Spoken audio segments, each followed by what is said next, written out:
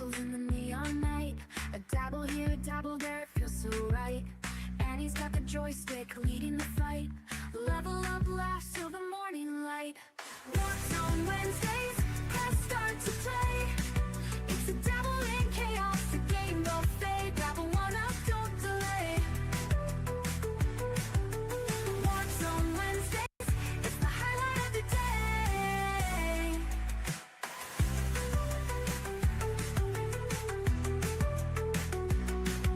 Control yourself, no rage quitting here. With Annie's jokes, the lag disappears.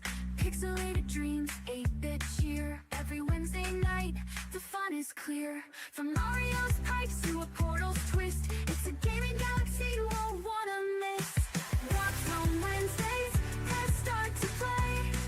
It's a dabble in chaos, a game buffet. Grab a one up, don't delay. Warp Zone Wednesdays, it's the highlight of the day. Coins are clinking, hearts are sinking, and it's quick wit has us thinking. A dabble dash, a power up dash, warping through worlds in a pixel flash.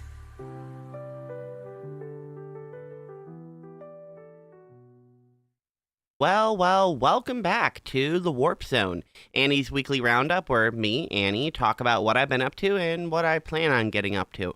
Although, now that I'm saying that, I realize I don't really tell people what I'm going to get up to, and I gotta get better at that near the end of the show. So, Snake, you gotta be better at producing me on that part. Snake, hello? No? I gotta be better at producing myself. Holy jeez. Whoops. You know, I hey, muted it. My bad. I fucked up the intro. You muted yourself at the beginning. Look, we're all professionals here, okay? This is why this is our full-time job, and we get paid a lot of money for this. Absolutely. Supertip.gg/Annie. I also was tweeting it out. Like, I'm like, oh, it's a weekly catch up with Annie. And I'm trying to, like, at Dylan as well. And as soon as I start, like, because it's Dylan somewhere. As soon as I type Dylan, like, people I don't follow shows up. Dylan Francis, Dylan somebody else I don't know. Who the fuck are these people? Show me the people in my goddamn follow list every time I search. I swear to God, it just shows the most popular person, not who your followers are. It pisses me off. Sorry, I quit. Good morning. No, I totally agree. That is a valid criticism with algorithms. Like, YouTube has to split it between your subscriptions page and the home feed. The home feed is where they just give you nonsensical garbage and underneath a video when you're playing it. But if you only want to see the shit that you care about, that's why they have a subscriptions feed. Twitter kind of has the same thing. It's called the, you have your home page, and then you have the For You page, which is the opposite of, like, TikTok's For You page, where the Twitter For You page is only people you subscribe to. It's not giving you random shit from other people, and it's not like a person that you following somebody commented on something, so you see that on your feed. No, it's not that. Right. So I'm glad that they at least give you options, even though I will say Twitter's For You feed sucks because of the people I follow. Like, I follow Mike Cernovich on Twitter, and Mike Cernovich posts nonstop. And it's not a big deal when I want to see Mike Cernovich stuff. But if I was only seeing Mike Cernovich stuff, I'd be like, hey, Twitter sucks. That's just a matter of using it. I think that can be applied to most social medias.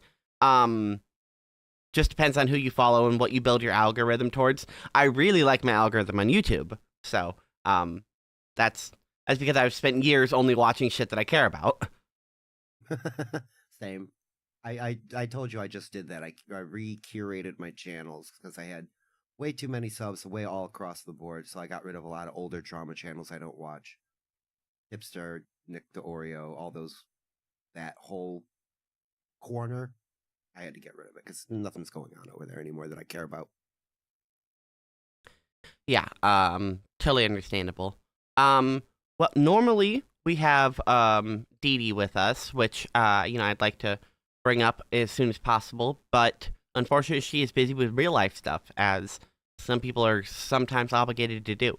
So, unfortunately, she won't be with us. But of course, we have now becoming more of a regular, Dylan from somewhere. And now he's Dylan from right here. I'm over here now. I'm going to do the Andrew Dice Clay bit. Dylan from over here now. You said Snake for is having me quiet. again. Okay, let me see if I can bump him up on my side. I'm trying to be right in the mic as well. I'm watching my 3 little dots. I don't have my voice meter open though. Might be something I can handle in StreamYard. Thanks for joining me last night. We watched some absolute. Anytime you come over to my side, you get some absolute bizarreness, and I think I'm gonna have a telethon for the National America Shape Ship because I found an accompanying podcast, and I do love the American Shape Ship. I believe in this project, and I hope it gets funded. GoFundMe, America Shape Ship. Okay, now he's done little tests of just the shape, but has he done like anything like has he put like a wood-shaped America cruise ship yet? Has he like because I know he's done styrofoam, and styrofoam can float no matter what shape it is, so that's Well, I haven't seen any of the models in any different stuff. I do have. Before we went live, I checked out his page. He's got a new presentation here. I just shared it right there. So this is a presentation video that he put together for potential new investors. If you want to check this out to get more people excited in the world's first National America Shape Ship. oh, wrong one. No, I had the right one.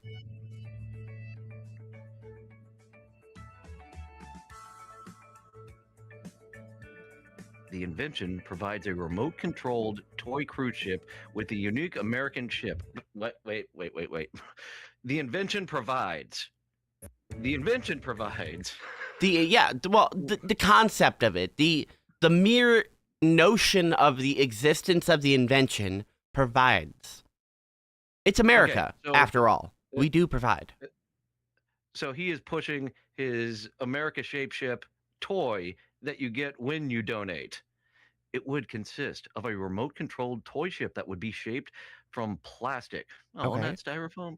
Plastic is, the again, form- very, very floatable, so... It is floaty. Of the continental United States.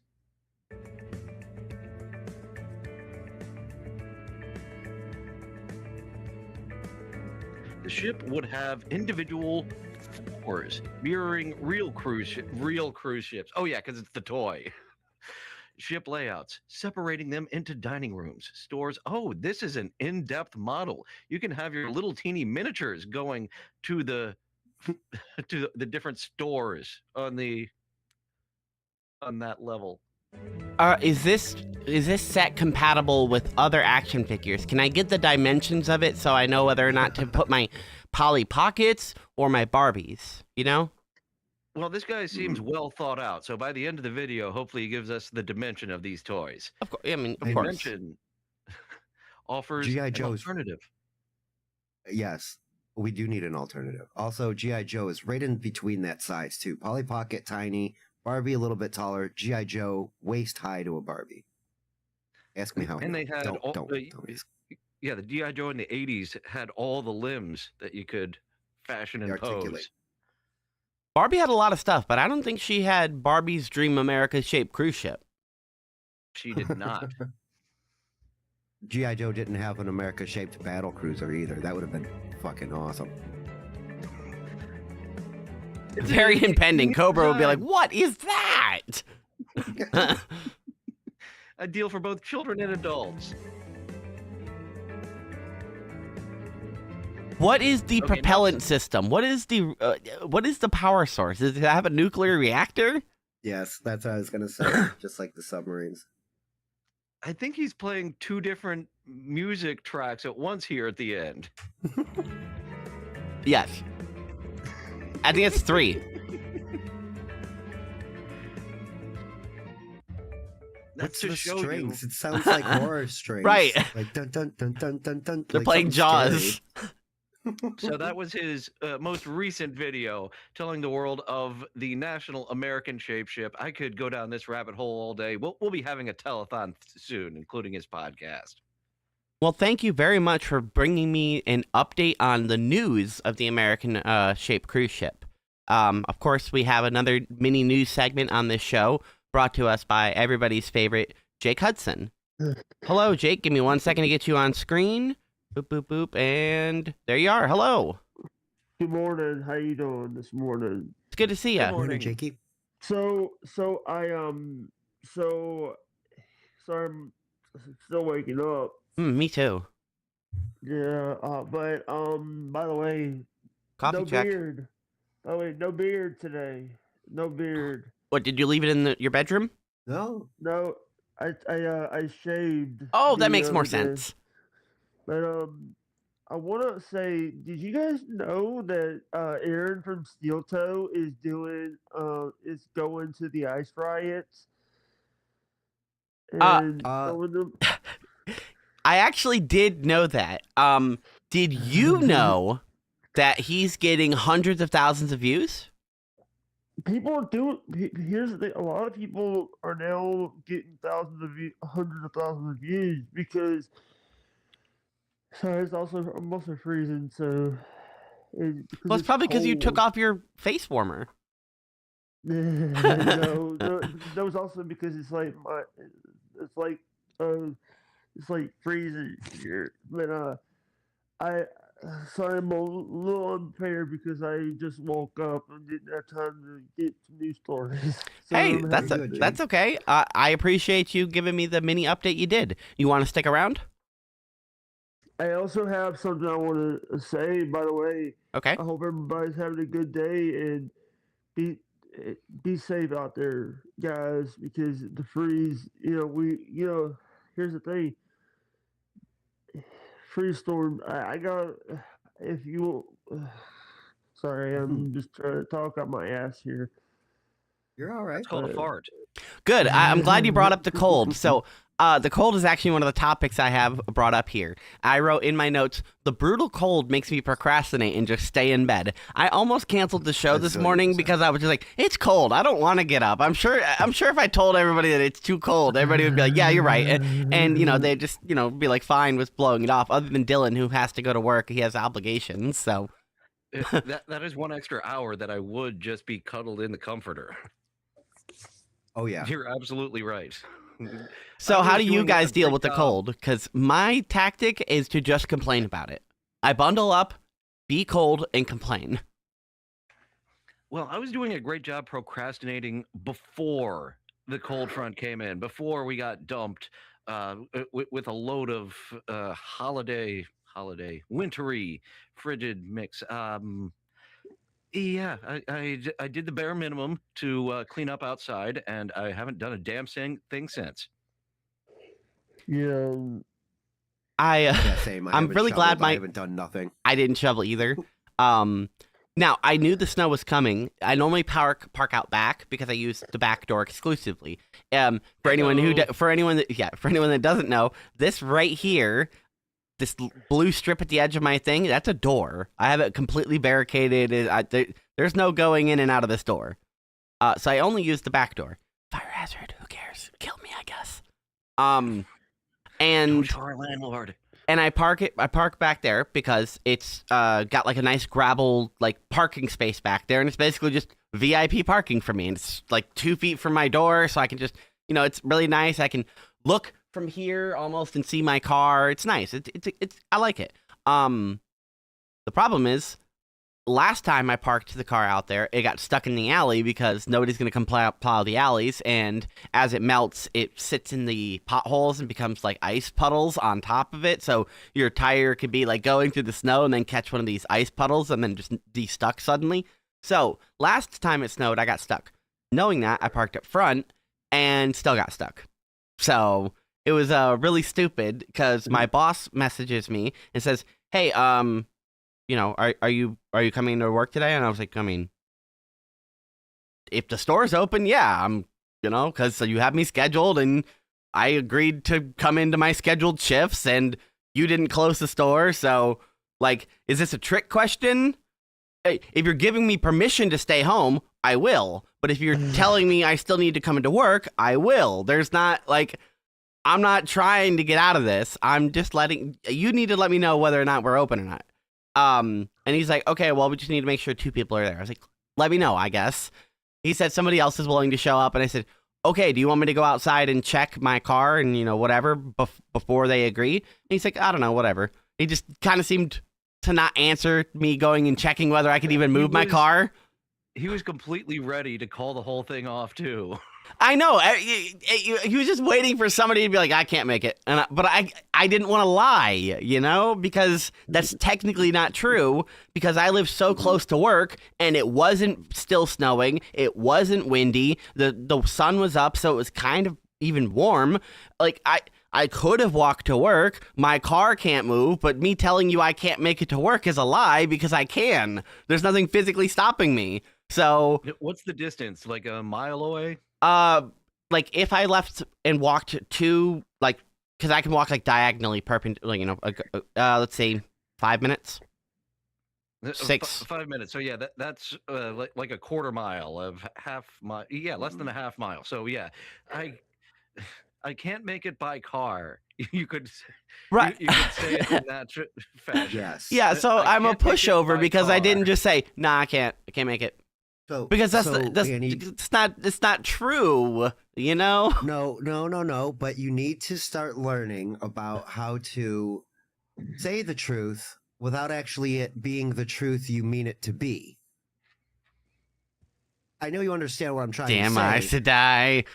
Yeah, I know, but they do exactly what you're talking about, like what Dylan just did. Yep, I can't make it to work by car today. It's true, but you might be Yeah. omitting Ugh. some details that aren't necessarily being asked for either. If he asks for those details of, is there any other transportation you have? Do you have a helicopter? No, I don't have a helicopter. Right. Nobody has a helicopter in this day and age. Hey, Bill Burr does. John does. We know John does. He's a Two multimillionaire. examples. Comedians, yes, exactly. Yeah, well, comedians need to get there really fast. Your comedy uh, depends on it.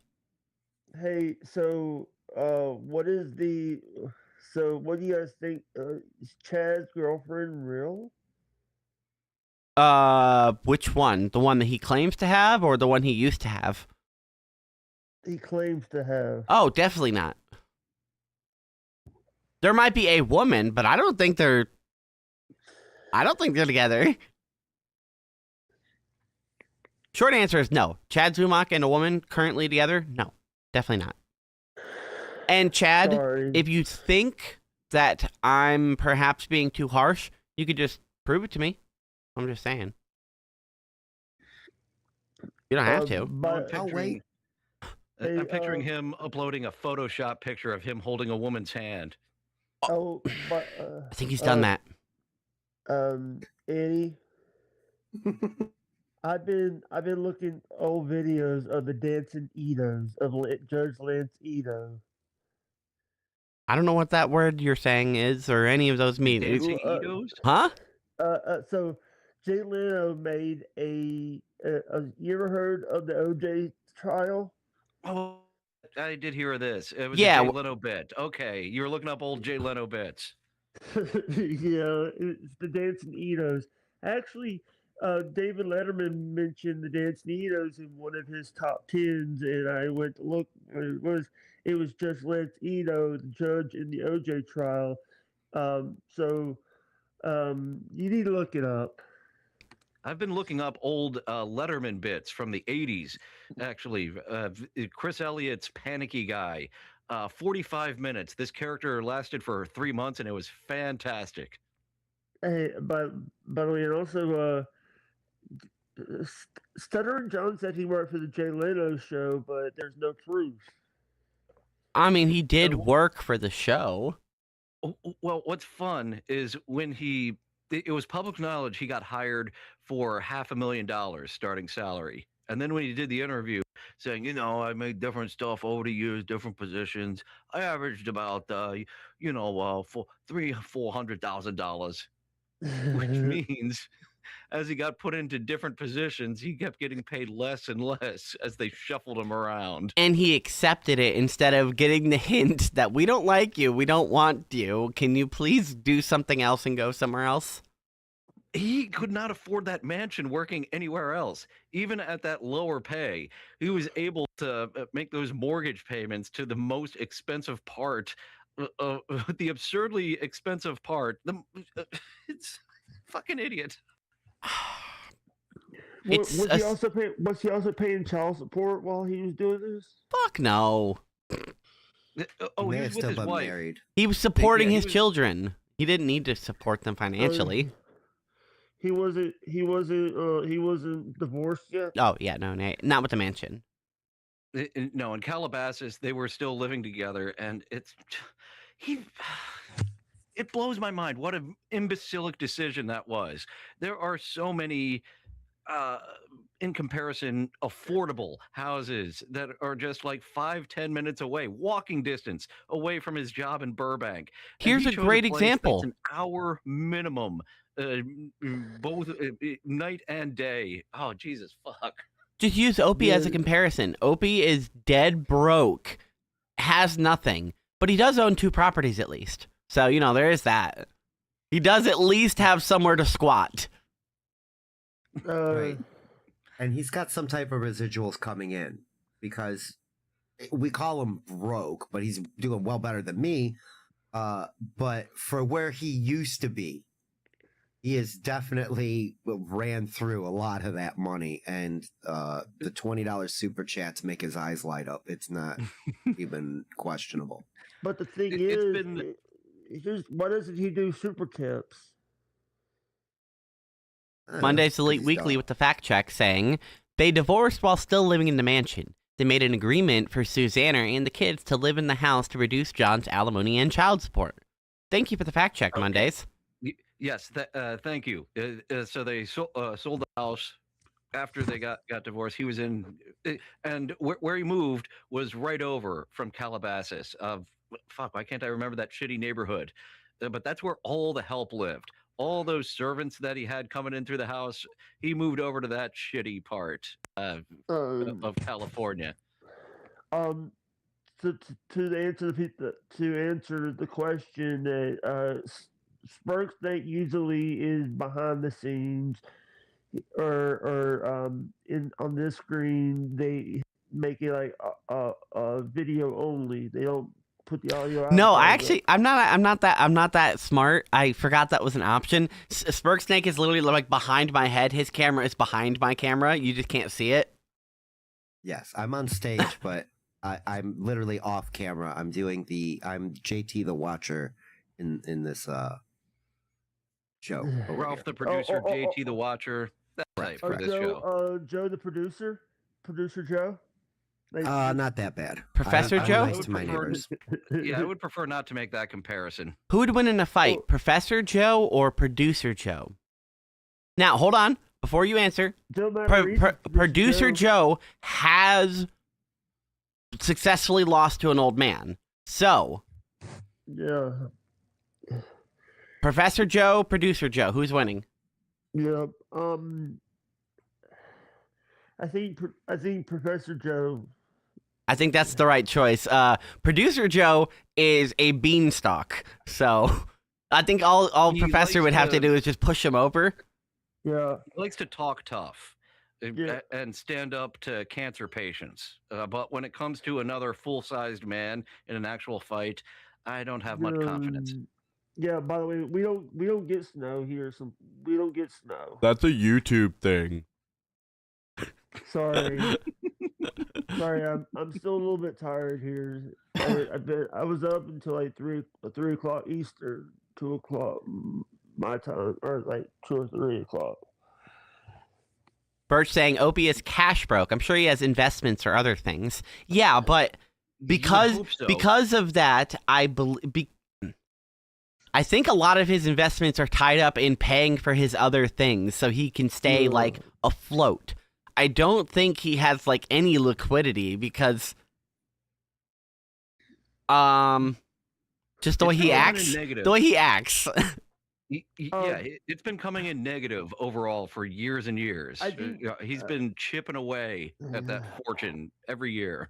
Hey, Annie, I think Opie is paying Ron to be his friend. I don't think Opie's given Ron a single dime. I'm gonna But- go with Annie. I don't think Opie's paying a damn person. The people that are helping him edit those clips for his YouTube, I don't think he's paying them either. Actually, he might be using he might be paying Opus clips for some of those clips. Oh, a because service. Yeah, I can Yeah, believe he's but that's a paying for service. machine. That's not a person. And also the thing is that StreamYard now gave, so for the people that don't understand, he streams vertically and horizontally. Horizontally, Yeah, I chose not please. to do that. Yeah, you get that option. Yeah. Cool Cat loves you vertically and horizontally. But I want to ask this: are we gonna? Or by the way, today 5:30 Eastern, you get to see Annie on Who Are These Podcasts? WATP. That is true, although not that early in the show. I usually come on near the end when everybody has tuned out to play the Is It Gay game made by Megan, who I believe was in the chat at the very beginning of the show. And And also, also Cardiff's game and the Opie or Burr game, which I really, really like. I really like that game yeah, because out of all the comparison games, I think it's the closest because they have the exact mannerisms, the exact same sense of self. Like it, the real difference I think is Opie is no longer successful and Burr still kind of is. So that's yeah. You have to look for like more current things because Opie is never current on anything. So I feel like that's sometimes the giveaway is what they're talking about. Because I don't think Opie would talk about like browsing for a car because Opie has no need for a car and he couldn't buy one if he wanted to. So why would he talk about buying a car?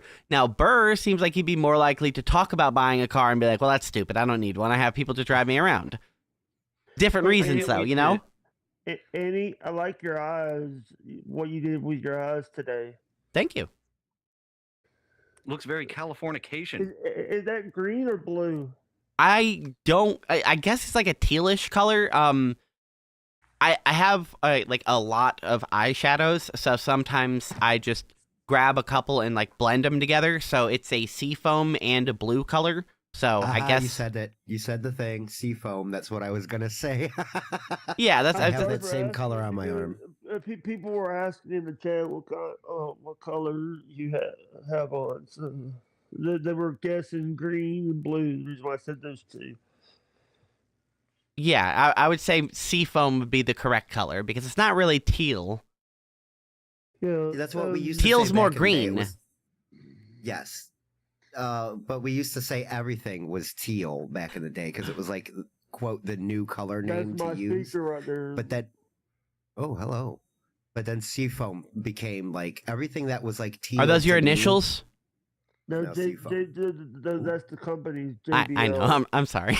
I like when that company won the WWF title from Eddie Guerrero. But don't keep Royal Rumbles this Saturday, and I'm not even because it's going to be in Saudi. It's in Saudi Arabia, and it's on an app that absolutely no one is gonna buy. So I'll see it when they release it on YouTube. I don't know, maybe next Yeah, year, in preparation for next Royal Rumble. But guess what? Here's what I said. They should do the women's matches and the women's Royal Rumble at the Performance Center and not at Saudi. So you can see their Because- titties bouncing around and their ass. They're going to be in those full body outfits over in Saudi. What do you think about that, Andy? I have no clue. It sounded like you guys were speaking English, but you know, I'm not really sure what any of those words meant. There's because 30 it's a- women that are going to fight each other in Saudi Arabia. Well, play fight each other in Saudi Is Whitney Arabia. Cummings it- And going? they can't have their. Is who going? Whitney Cummings. Is Whitney and Ashley going? Right. they would absolutely have her as a mystery Royal Rumble entrant. Drew Carey was a Royal Rumble entrant. It actually, Price is Right. Within the past couple of weeks, there's a guy who does independent wrestling, and he was like, "Yeah, you're in the Hall of Fame, Drew." He's like, "Yeah, I did." Drew Carey is like embarrassed about that. I got booed for that. He like had a terrible time. Birch saying it But- sure was but- nice when my $9.99 a month paid for everything, and then Peacock covered it all. Now it's back to piracy. Here's what Pirate what everything. Mr. By the way, what Dylan was talking about is ESPN. Now you have to get the ESPN app and then have to pay ESPN extra just to see it, just to see pay-per-views. So you have to pay for the right to pay them? It's a Yeah. $30 a month ESPN app. I don't know what else is on it, but after they trained us for a decade or more that you get this and everything else for $10 a month, fuck you on that 1990s $30 a month shit just for one event. Yeah, and plus you have to get Netflix for Monday Night Raw. Netflix. I would rather give money to Kevin Brennan and pay for a membership there than go watch something on Netflix. That's why YouTube, they have a WWE and WCW YouTube channel with a whole bunch of that old stuff. Yeah. So you get to yeah. watch that for free. Yay. Oh, but by the way, I want to say this. I hope I know that it's the middle of the week. It is the middle but- of the week, so you don't have to hope for that. Hey, by the way, I just want to say this. You actually told last week on the show. You told a story about a coffee shop. Okay. You said you got a gift card or a gift certificate to the coffee shop. Yes. And I think your sister worked there, or No. Is there a Yeah, right. question here? I just wanted to remind the audience about a story that you said last week. Oh, yeah. Yeah. So, yeah, I have a gift card to 2 different coffee shops, but I still haven't gone to Oh. either of them because the only time I would go to the coffee shop is like this time in the morning, and this time in the morning I'm doing things, and I already have a cup of coffee. So, like, Is it? Speaking of which, I'll be right back. Hey, refill. by the way, I want to say that. By the way, supertips.gg/Annie. hooray! Thank you. I didn't plug that at the beginning of the show. I should have. By the I also way, didn't and post it paying it in the chat. See, look, I'm slacking this morning. I wanted to sleep.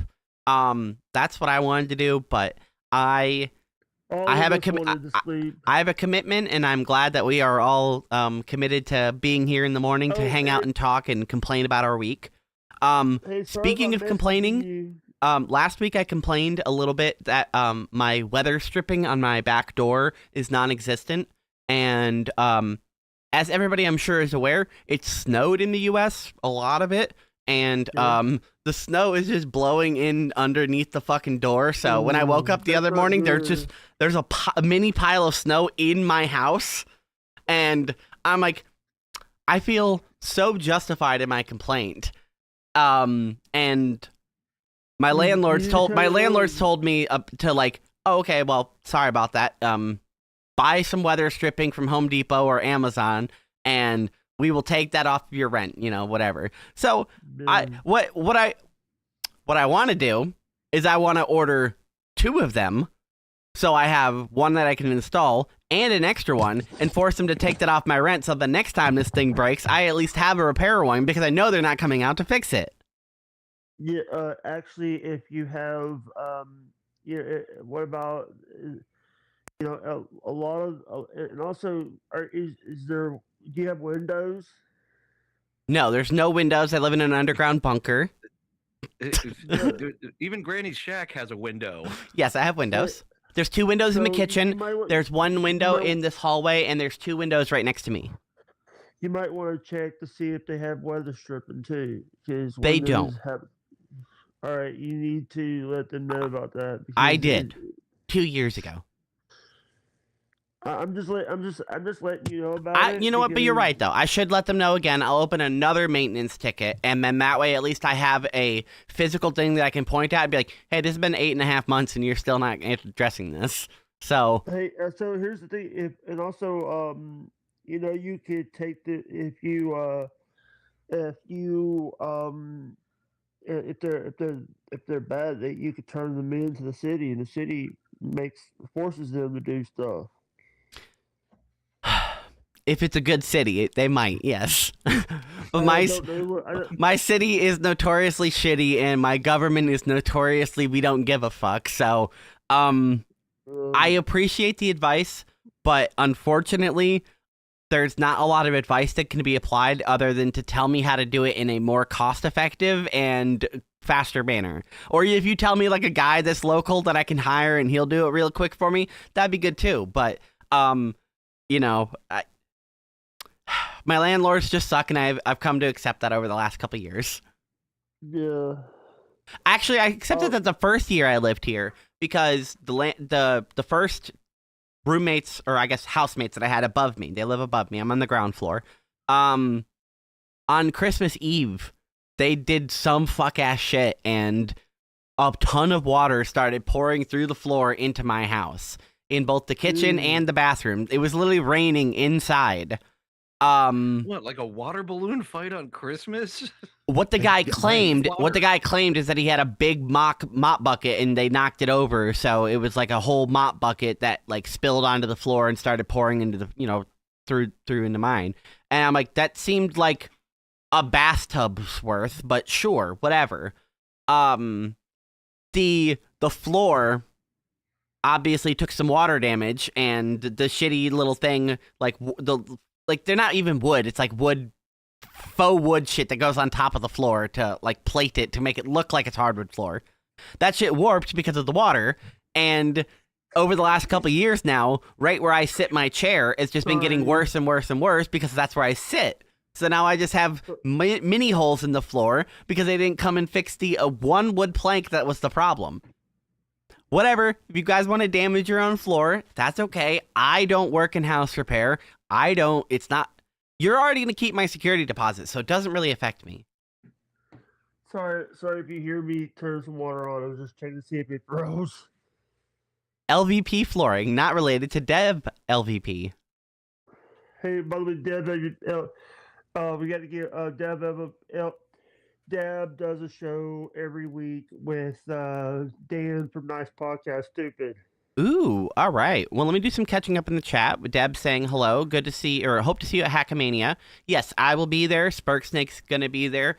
Dylan was just finally confirmed. Jake, when are you coming to Hackamania? When Hackamania 5 or 6. Okay, cool. So we won't see it this one. Okay, 2 years away. Gotcha.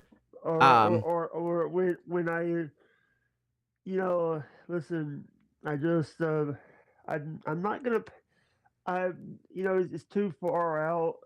I have to plan ahead. It is far out, man. That's what makes it so great.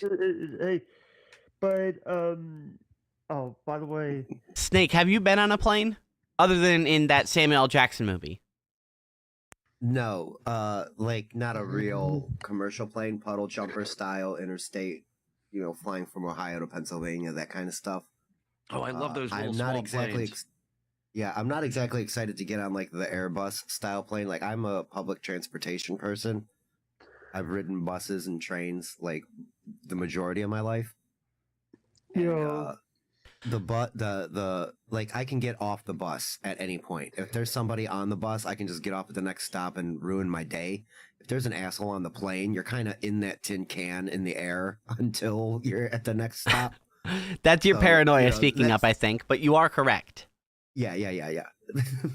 Of course. You're like, of course I'm paranoia, correct. but Shut up. Well, it's you say paranoia. It's overactive imagination. hey, Let's Hey, hold on. Go ahead, Mondays. sorry. Mondays in the chat. Have you ever flown on a plane? Because I know you are also coming to Vegas, and he has a plane aversion similar to OJ. Thank you, OJ. did you? think so. Hey, Those little.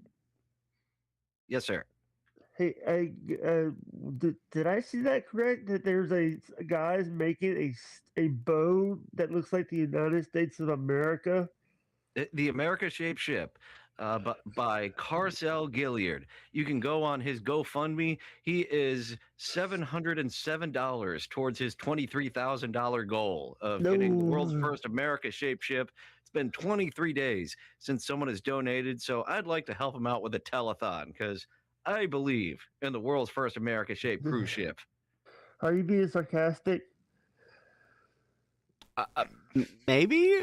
Uh, Maybe a little bit? I don't know. But I want to say that also Vince Russo is back in wrestling. Oh, still on the wrestling talk.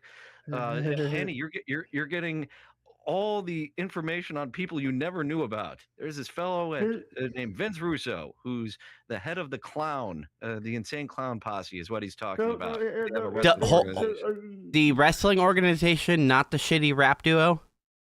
The shitty rap duo owned this JCW. Juggalo.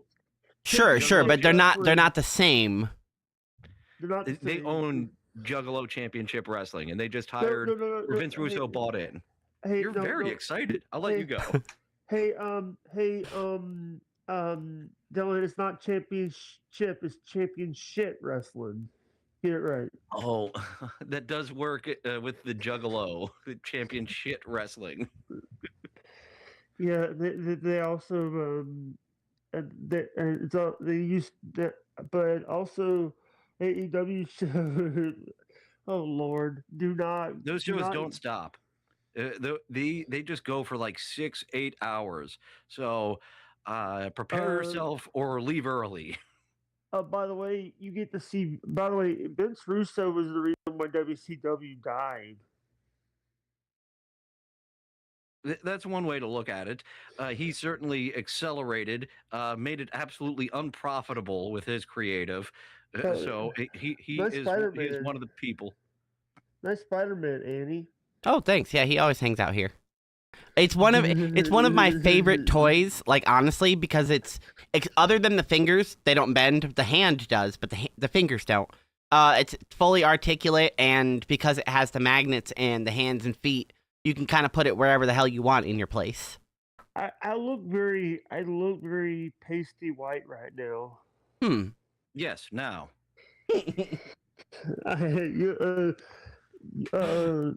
I was gonna say that same thing, Dylan.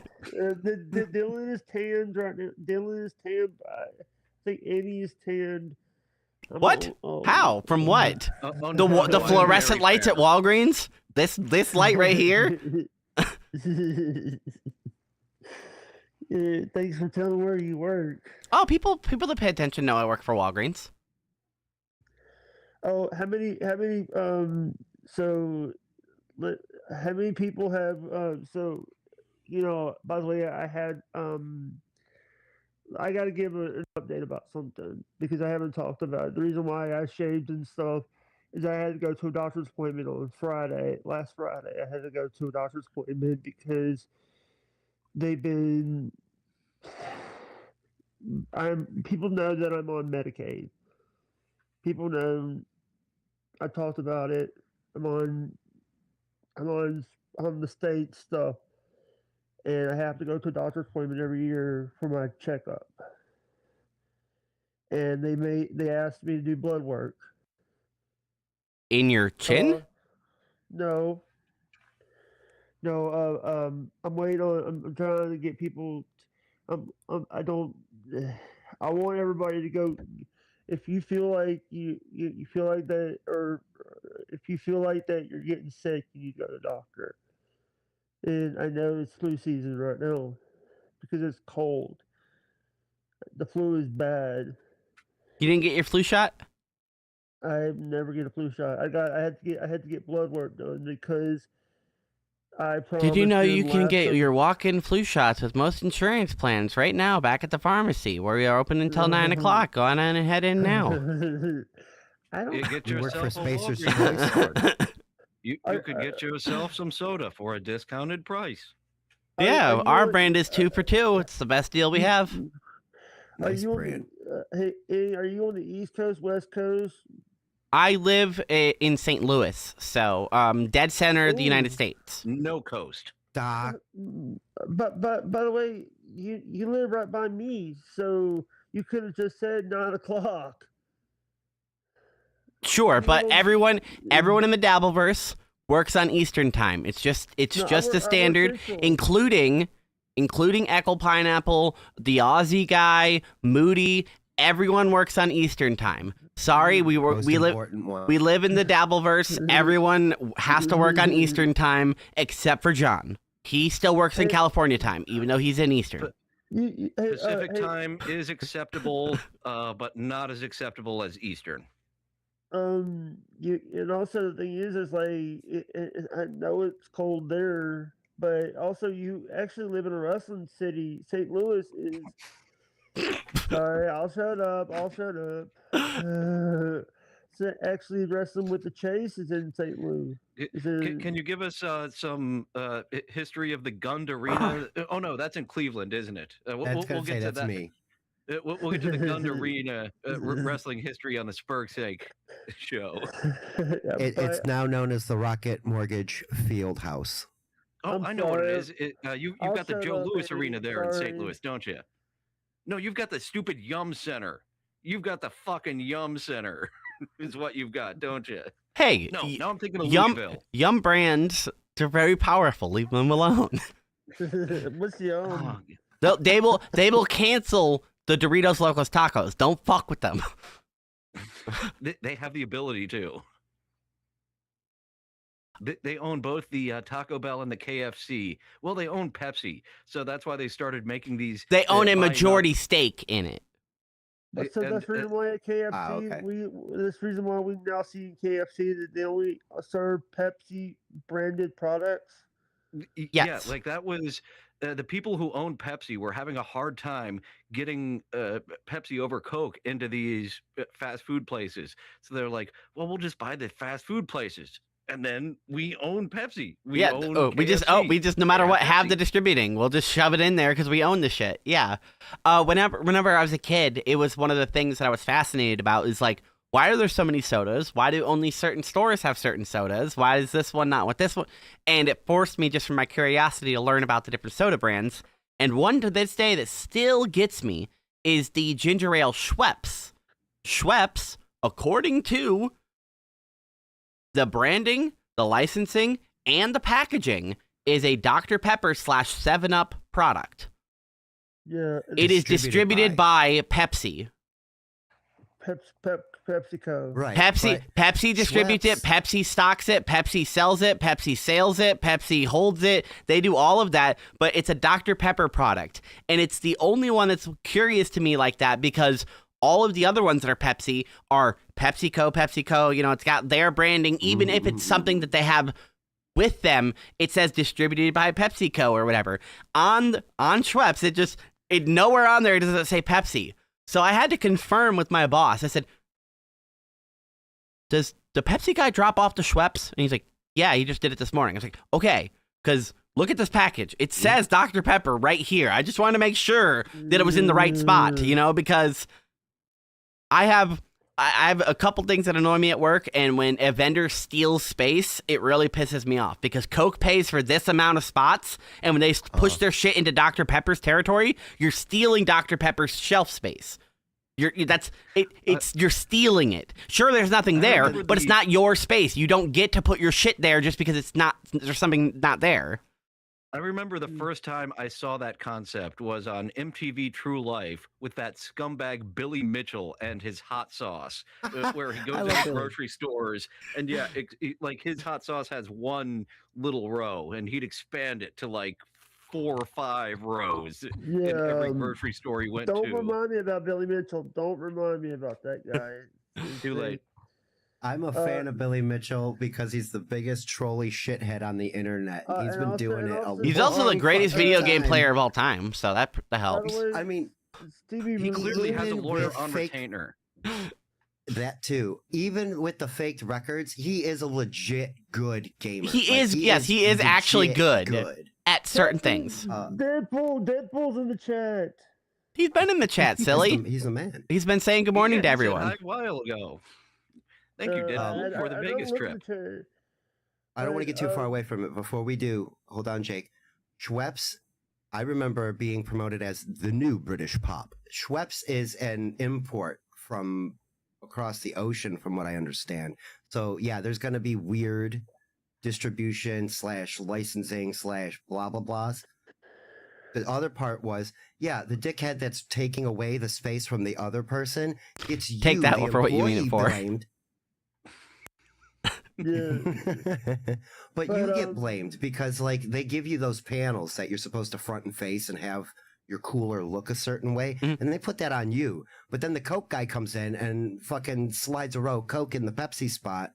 Then the Pepsi guy comes in an hour later. He's like, "What the hell's going on here? Why'd you do that?" I hated that. I hated it because of that. Like, That my Dude, I Coke didn't rep do is that. the worst, and everybody in the entire like Tri-County area knows the fucking Coke guy is the worst. He doesn't give a fuck.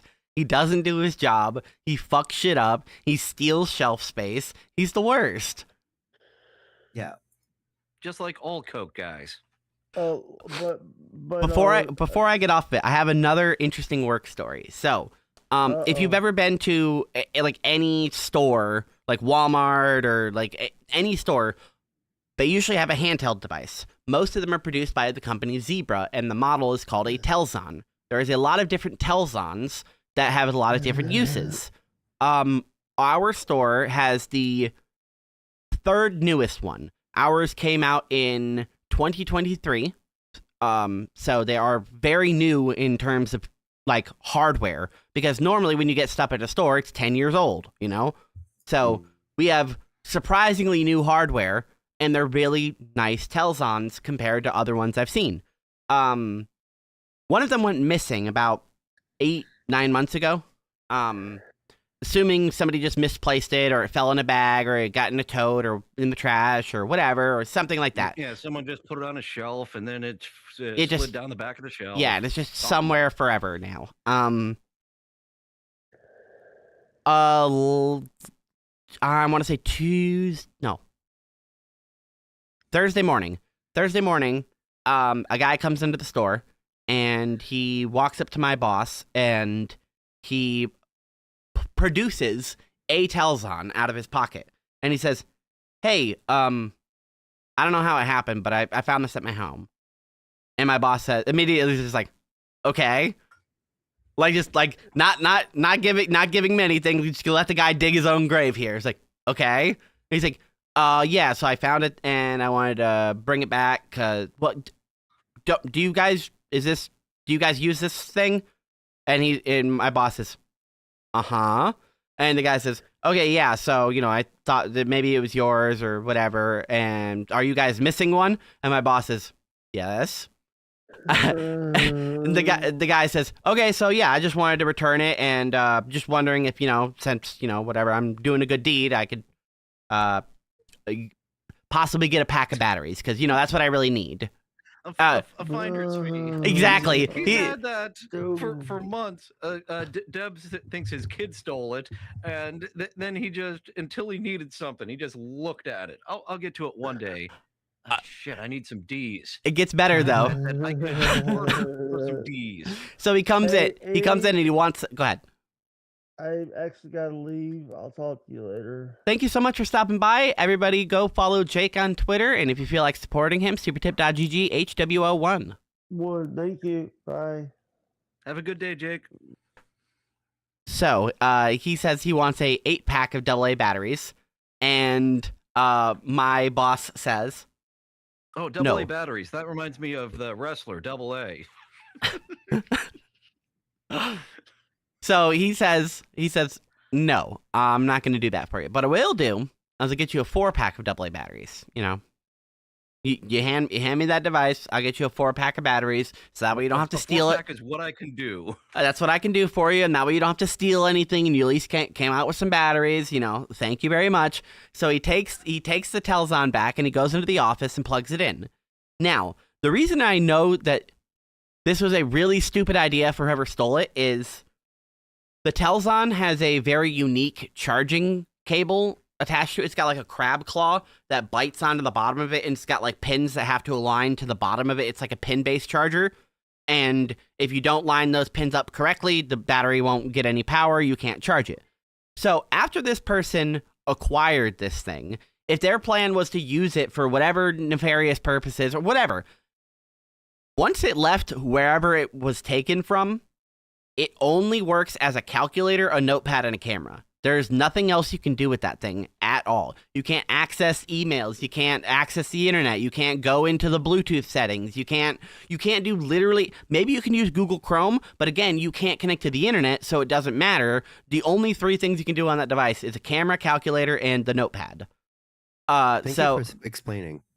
I was always curious. I was going to tell you, I wanted to steal one of those from Walmart from one time because the employees leave them around all the places. I was like, what am I going to use it for? It would just. And that's part of the reason that we don't really worry about it calculator. is if you steal it, there's nothing you can do with it, and you're probably going to bring it back because you can't do anything with it. Even if you factory reset it, it's got a different firmware on it than like a regular Android phone. So unless you figure out what the Telzon's operating system is, there's no way you can even sideload an operating system into it without, like rootkitting the entire device, which unless somebody on the internet tells you how to rootkit a Telzon, for what? It has like, it can't do shit. It lags.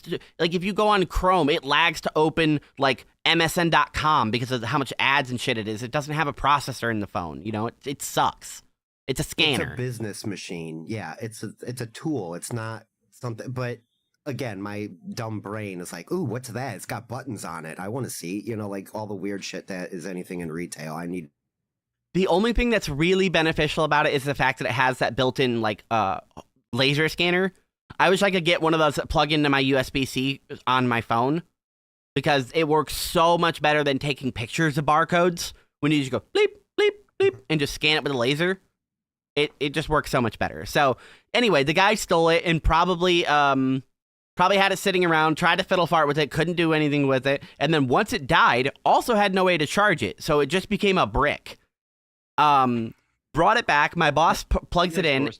And a couple of hours later, finally, it has some power, so he boots it up.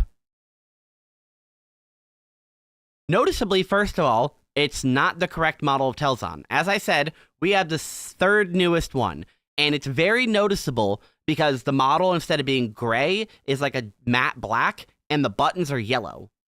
Very, very, very easy to notice compared to the one next to it, which is gray, has no case, and has black buttons. Very easy to notice. Boots it up and doesn't have our operating system on it. Doesn't have our homepage. Doesn't have any of the apps we recognize. The only thing that's even slightly familiar on it is a icon called Dolphin that has the Amazon smile.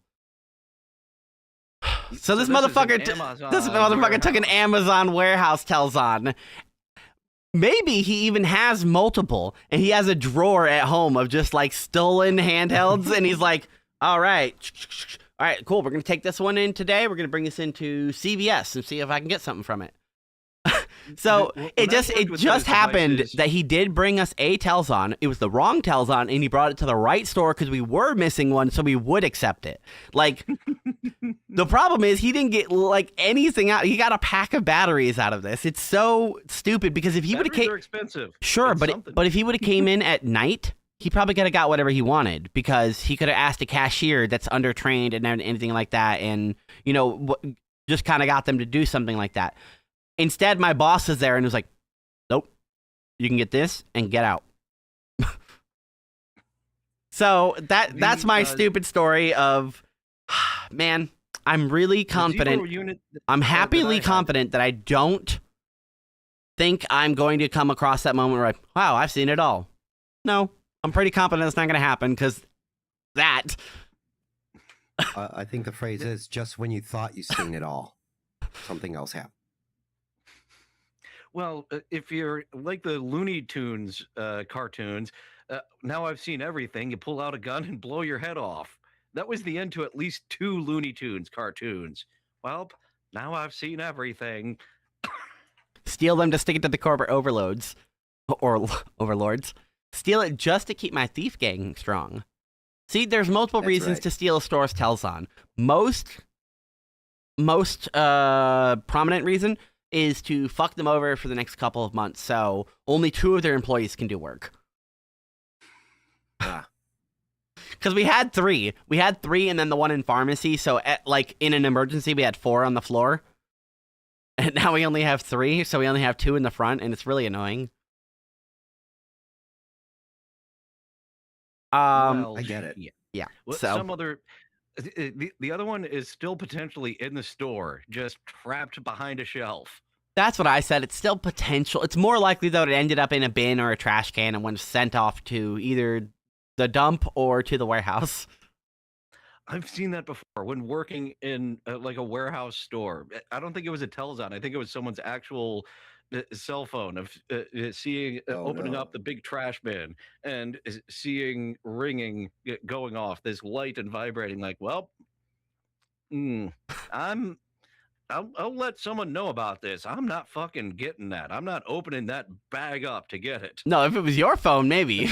But I'm a good Samaritan for telling someone about it. I'm not being the best Samaritan and picking through trash. all right. So normally I cover a movie briefly on my show, but Sean and I did not watch a movie last night. Instead, we just kind of hung out and we talked for a couple of hours about Halo, Gears of War, and Warhammer lore, which we ought to do. And more specifically, we talked like hypotheticals for a long time. We talked about game modes we wish were in Halo, that we wish were like different in Halo, why we thought that one was better in the first version, and then whenever they remade the game mode, it was shitty, comparing the nuances between them and what we wish was and wasn't in the game. So honestly, the dorkiest shit you can talk about is just hypothetical game modes in a game. No, well, I suppose. Yeah, I get it. You're speculating on something, on a fictional thing. Well, we do it with the book club and shit too, though. We start talking about things that, I do find it nerdy and dorky, but absolutely necessary. I was just peeking my eyeballs into the 40,000 lore. It's pretty brutal. I am familiar with the old Warhammer stuff, Shadow of the Horned Rat, blah, blah, blah. You know, the medieval Warhammer Fantasy, as precursor. it's called. Yeah. There's Warhammer Fantasy, Warhammer, which is before 40K, and then Warhammer 40K. Right. It was just a point and click real-time strategy back in the day. I mean, it always has been, kind of. But it expanded into something completely beyond my comprehension in the 40,000 series. The 40K series is just fucking bananas.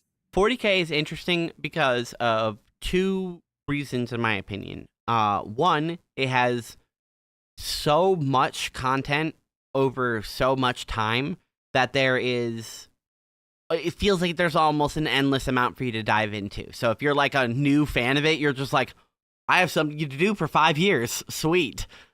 It's pretty cool that there's a huge scope to it. And the other part is, because it is a game first, like a tabletop, it's a game first. Right.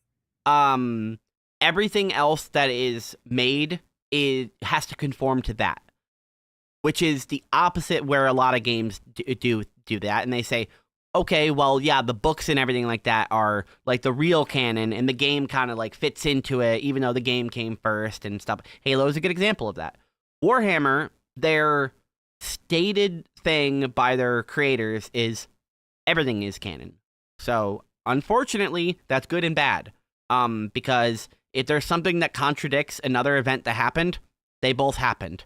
Sorry, they're both canon. You figure out which one happened in your brain, which one, if they both happened simultaneously, if one happened and then because of warp shenanigans, then time overrid it. However the fuck you want to, it's canon. Both of them happened. Both of them are real. Including That any was game how, that you play on the table. if you Dylan set up a Warhammer game and you're like, I'm gonna be the Space Wolves and I'm gonna go fuck up the orcs, and you win that battle happened.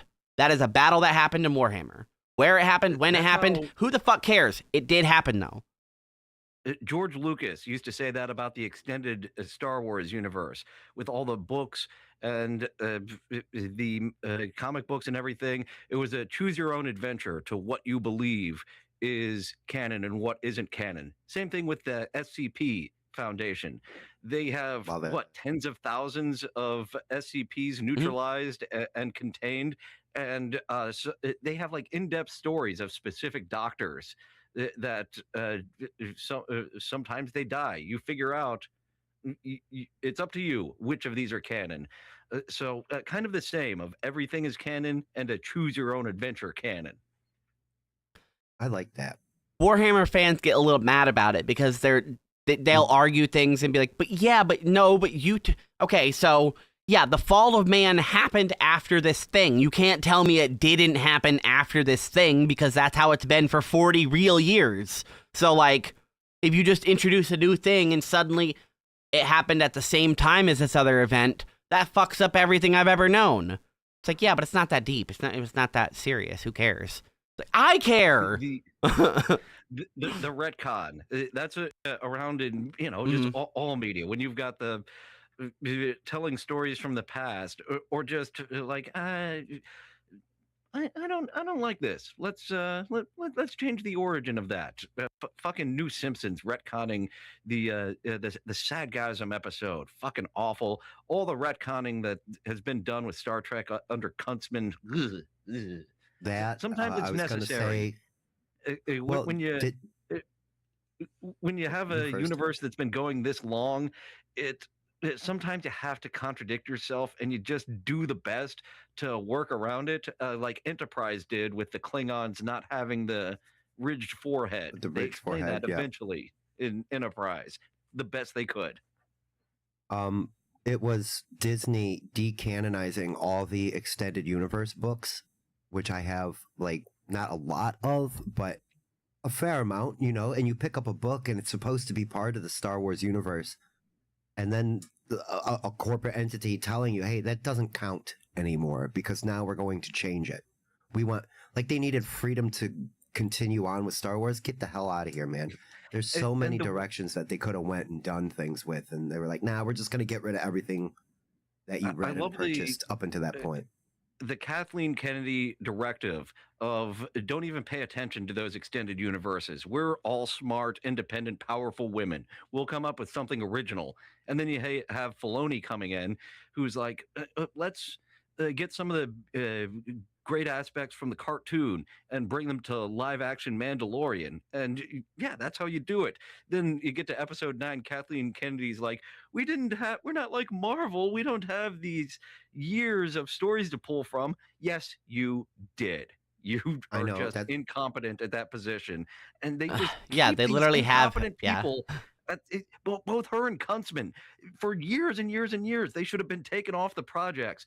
But for whatever reason no, if we fire them, then it looks bad on us for making a bad decision. Just fire them. It's too fucking late at this point.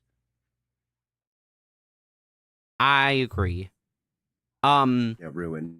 The last point I kind of wanted to make on this is a fascinating concept I have is, to use Warhammer again as an example, there was this battle that has been talked about in canon in real years for like 5, maybe 10 years now. It's this big battle that happened, and we know the aftermath of it and what happened leading up to it. But it's never been written that, like, what actually happened in the battle. So still you could kind of like be like, okay, well, maybe this happened. Maybe that's why this happened. Maybe, okay, well, you can like put your own theories onto it to figure out why this battle went down the way it did. Recently, they released a canon novel of the battle, which is a good thing because finally, oh, sweet, we get to know what happened at this battle. Now that's like quantum locked, though. There's no more what if about it, That's what happened at the battle. That's what happened.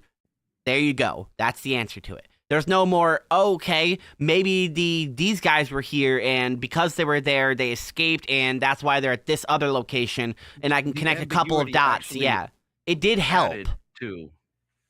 Now it's quantum locked, and there is a fixed answer on exactly what happened, and there's no like guessing, unless of course years later on they release another novel that says, yeah, this also happened at the battle, you know.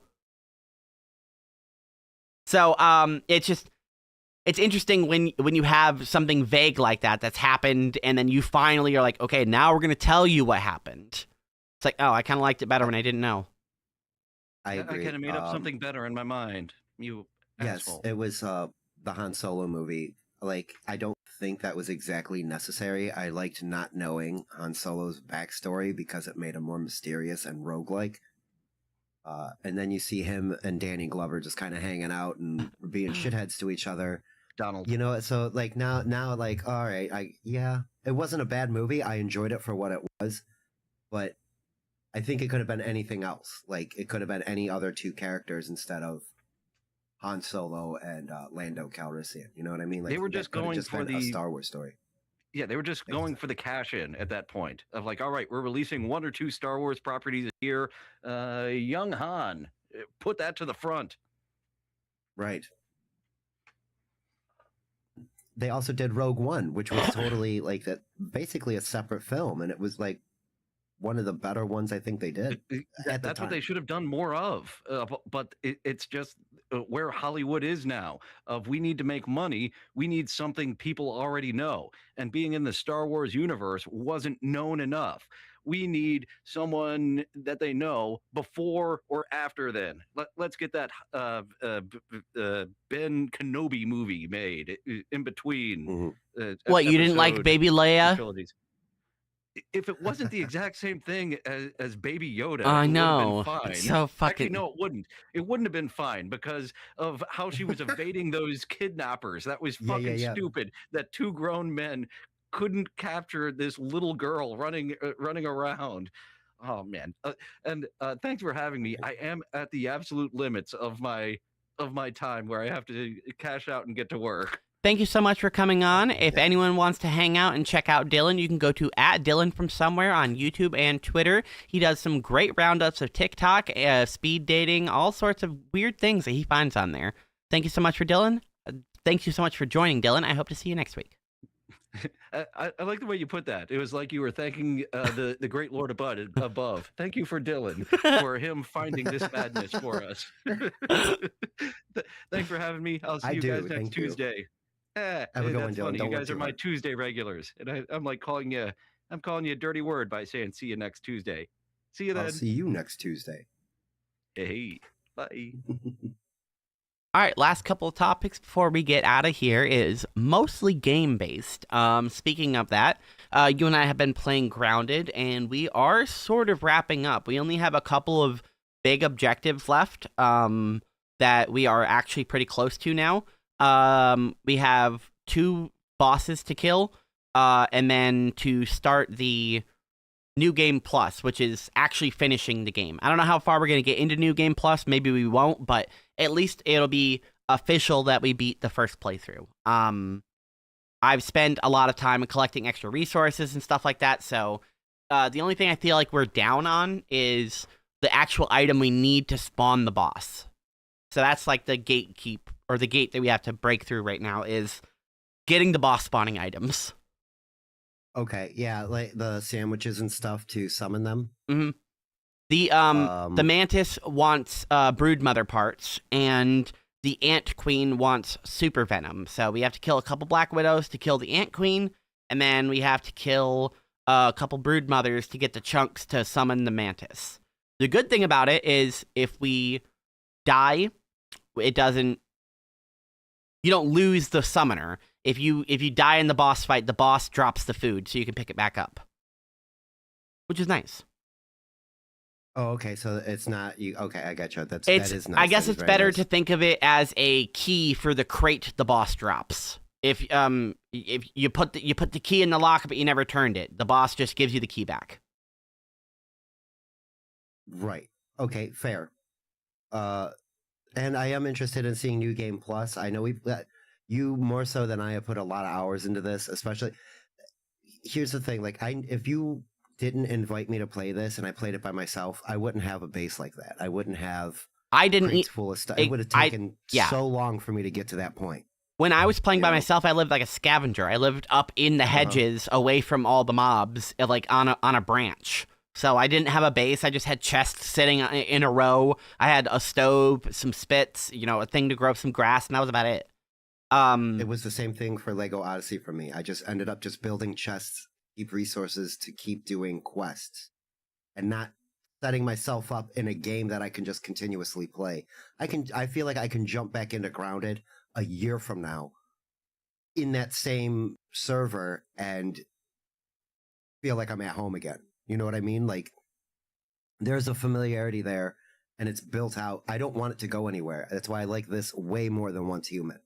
I will revisit this no matter what. What's great is you also don't have to worry about like playing online or anything. You can just boot it up. I mean, sure, you have to play it online because of it's the servers online. But as long as Obsidian doesn't go out of business and close their server, you have access to that world. Exactly. And wrong box. I typed as you. With Once Human, when they pack your stuff up, that really de-incentivizes me to go back to that game as well. It is absolutely soul crushing when your base is just gone. Specifically in your case, like you went out of your way to set yourself up with extras. Like you were like kind of gaming the system a bit, but it was built in such a way that when it packed up a third of your house, quote unquote, the territory there, you couldn't build it back. Part of it was kind of exploitive, I know, but it's still, even when it isn't, because we did it again and then a third time. If it was a game, that not really focused on PvP, I could agree. But when it's PvE only, who are you cheating Right. other than yourself? And I'm fine with doing that if it like benefits my experience. I'm like having 10 houses is cooler than having one house. Yeah, and they give you 10 accounts to play with. So it's not like you're going outside of the realm of what is allowed in your toolbox as a player. Mhm. Why they pack it up, I don't know. I just don't. Like you said, it's a PvE server, Manibus server. The only thing I could like they were, and it was a problem before, is people building on spawn spots, or near, griefing other players by building things around areas you need to get to in order to accomplish a task or a That's when quest. you just simply make it like a box that says you can't build here. Sorry. Yeah, which is another thing we run into is land rights. Object constructed, can't build here. Not a level surface. Like there's a number of, I don't know what word I'm looking for, but like things to stop you. Restrictions. Thank you. To mitigate that, so yeah, it's neat in an overall grand scheme of things how similar games are built different. Yeah. The base building alone is handled completely differently in both of those games. Zoning laws. Yeah, no kidding. Sometimes you need a whole license to build a house. Jesus Christ. Oh, side note on that, building a house and licensing and zoning, since it's now just poked its way into my brain. My neighbor down the street, he lives 2 houses down. He is like a contractor, I guess, landscaper kind of guy. And he started putting an addition onto his house. My neighbor across the street called the city on him because the guy didn't have a permit. And now there is like a exposed half a house on the back of this guy's house because the city won't let him build. It's his fault for not going the proper route. Sure. But the guy that called the police, now dead. And the house is still sitting there unfinished. Oh, No, not a murder or anything like that. It was a hospital-related thing. It was a heart attack. Sure. I promise you it was, because this guy was a very You can much induce a heart Starry attack. John type. Yeah, you know what? Could be. Could be. Afterwards, you're like, oh, you know what, but buddy, you're right. I was a real scumbag. I'm sorry for doing that. In fact, I got you a like straight from the liquor store. I got you a 6 case of handles of Tito's. Here you go. Just leave it on the porch. He would just drink it. Yep. But yes, it reminded me of that because of zoning and stuff. Like, yeah, you need to make sure you have all that buttoned up. Otherwise, you're gonna be sitting there. That neighbor had him whacked. Exactly right. An interesting thing to get on a Reddit hole with is tree law. Surprisingly crazy, and there are some really interesting cases of like a tree being on like somebody else's property and damaging your property and you being responsible for it. Because See, of like that's the tree weird law. thing. Like tree law is very weird.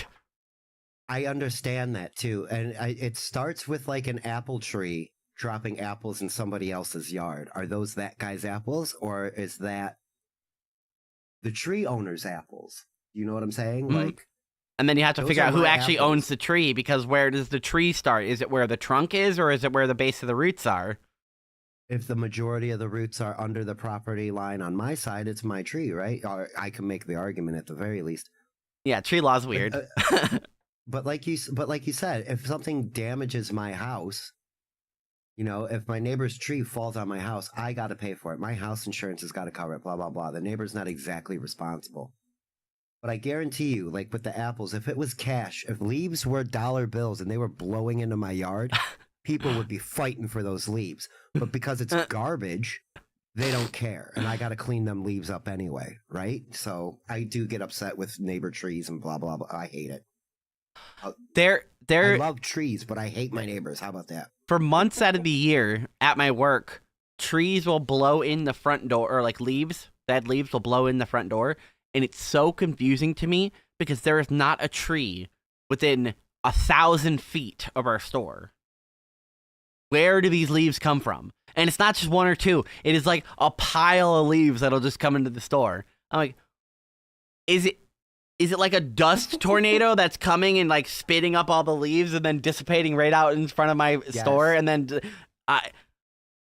I'm so, because I have double checked that the nearest tree is like 2 buildings down at McDonald's.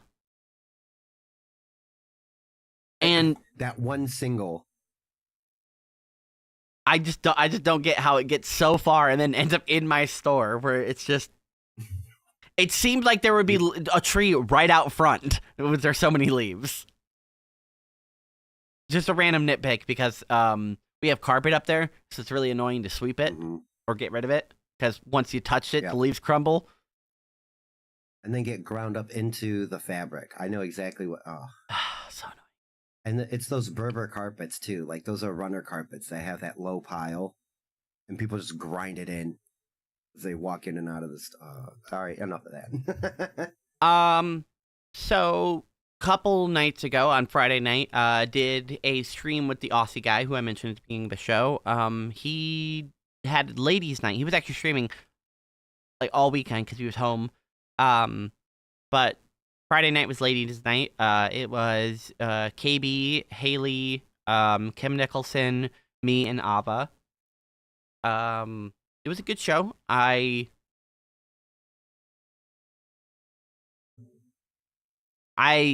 When I'm on another person's show, I really don't want to talk over people because it's not my show.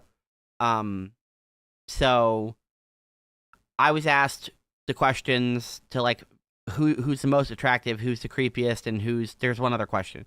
And I only got to answer who's the most attractive. I feel like everybody else got like all 3 of the questions and got a chance to answer it. Now again, it's my fault for not speaking up more and being like, okay, yeah, and the creepiest guy is blah blah blah.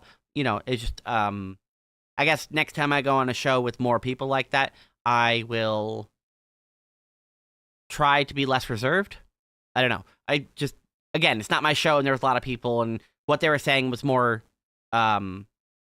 interesting at the time. So That was my comment on that. Other than that, it was a great show. I really like being on with the Aussie guy. Pretty Antisocial Pod, Haley reached out to me saying she would like to have me on eventually, which would be cool to have to figure out my work schedule for that and stuff like that. Don't know what kind of show we would do. I've never listened to Pretty Antisocial Pod, so I'm not familiar with the show at all. But you are familiar with the subjects.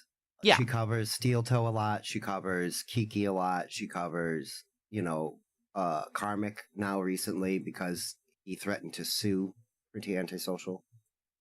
I was, real quick before I get too far away from my point, I was joking and like, oh, it gets snarky. And you're like, it's not my show. I don't do that. You're very different depending on what show you're doing and in your environment. But more to my point, like last night, I hopped on it was me, you, and Dylan, and we do, a Tuesday night show, and immediately I came fired out of the cannon, and I was like, Dylan was trying to like explain clips and stuff, and I'm like, blah, blah, blah, blah, blah, blah, blah. And I have to remember to readjust because it's not BYB, which is a multi-panel show like that. And you either pick your spots or you try to jump in as quick as possible. It is weird, but you have to either be like, all right, hold on a second. And I feel that in the book club, I run into it with Uckle because he's too nice.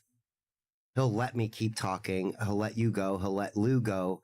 And then I'll start making a point again when he wants to speak, but I don't always catch it. The filter doesn't really help because I do watch. But he needs to, that's why I told him, treat me like Eclipse. Oi, Spurg, say, interrupt. I encourage you to interrupt me because of that. Right, and you're not always watching the screen to see if we're leaning forward to say something because you're looking at your notes. That as well. I probably should thin them out a bit, maybe, because I do like to try to catch as much as possible.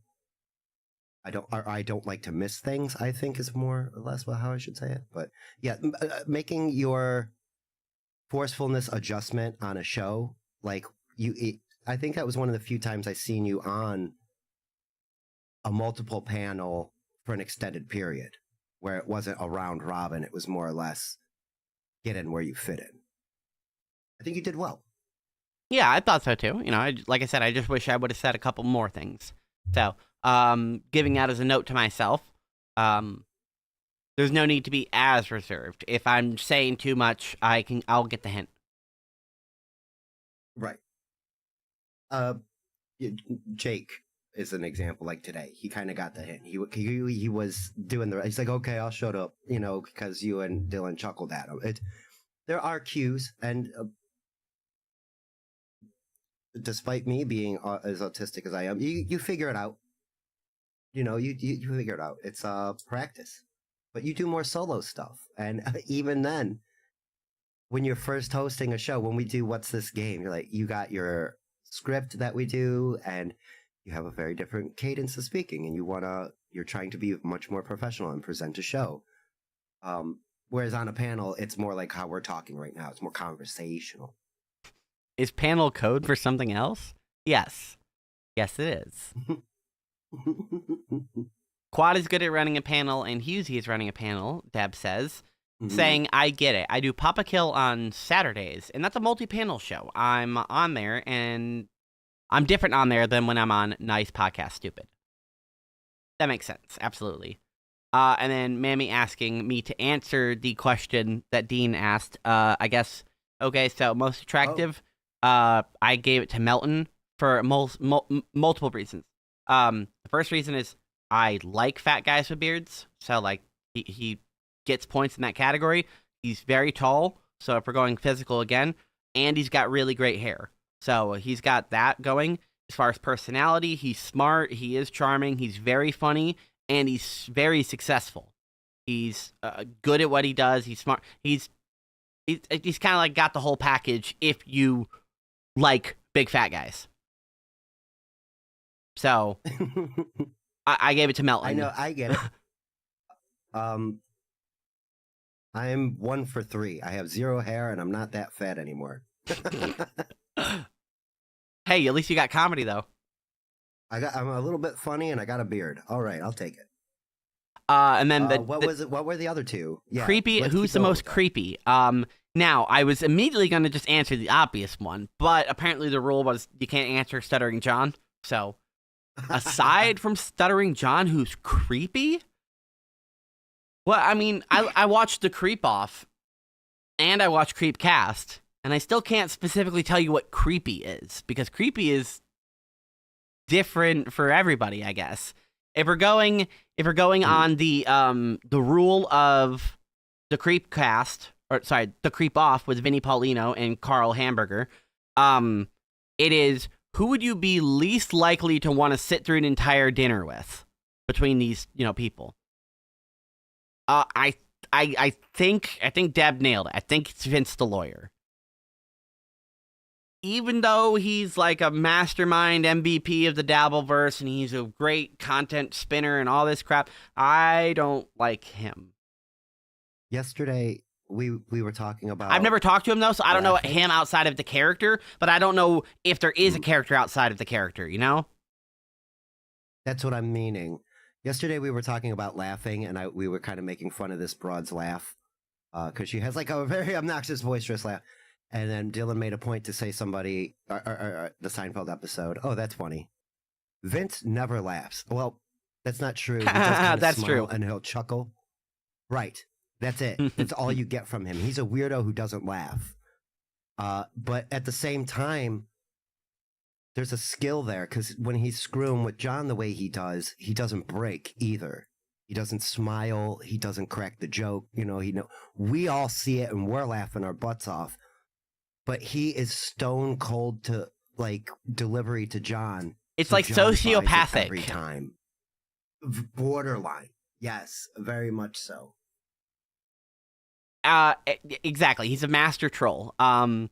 Vince is hyper good at what he does, but I will give him the creepy category. I don't think I would want to sit through a whole conversation with him. I don't think I would want to sit through dinner with him because every single move he makes or doesn't make, I would think, are you trying to get me? I wouldn't be able to trust myself to think that he's just like a regular guy. So, Right, that guard will be up constantly. yeah. So I'm gonna give Vince the creepy category. Sorry. And the last one is who's the most charming. Okay, if we're gonna separate that out of the attractive category, then there's a couple of people like I think Dixon has his charm in his own way. He's got that like 1940s smoker business dad kind of vibe. That's how everybody sees him. He is, yeah. I would even go a decade later, the 1950s dad. What are you doing there, son? You winning, boy? That kind of guy. He would walk. He would be outside fixing on the car when hand me that wrench, stupid. Mammy says, "Oh, that makes me sad. I know you love Vince. That's okay. I didn't say you're creepy for liking Vince. That's fine. I don't like Vince. So I could not. Well, I could not let my guard down around Vince. Yeah, and Dixon that's seems the like problem. Like yeah, I don't think I could chill, and I would think that that's creepy. The fact that I can't just chill around the guy. And the dinner rule. I could have dinner with Pat Dixon. I could have dinner with Melton. I would have things to talk about with them. I would be picking Vince's brain about law and lawyering and how he approaches things. It would be too business. Whereas I would want to hang out with Pat or hang out with Pat.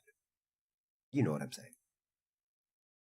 Not everybody has to like everybody. It's fine.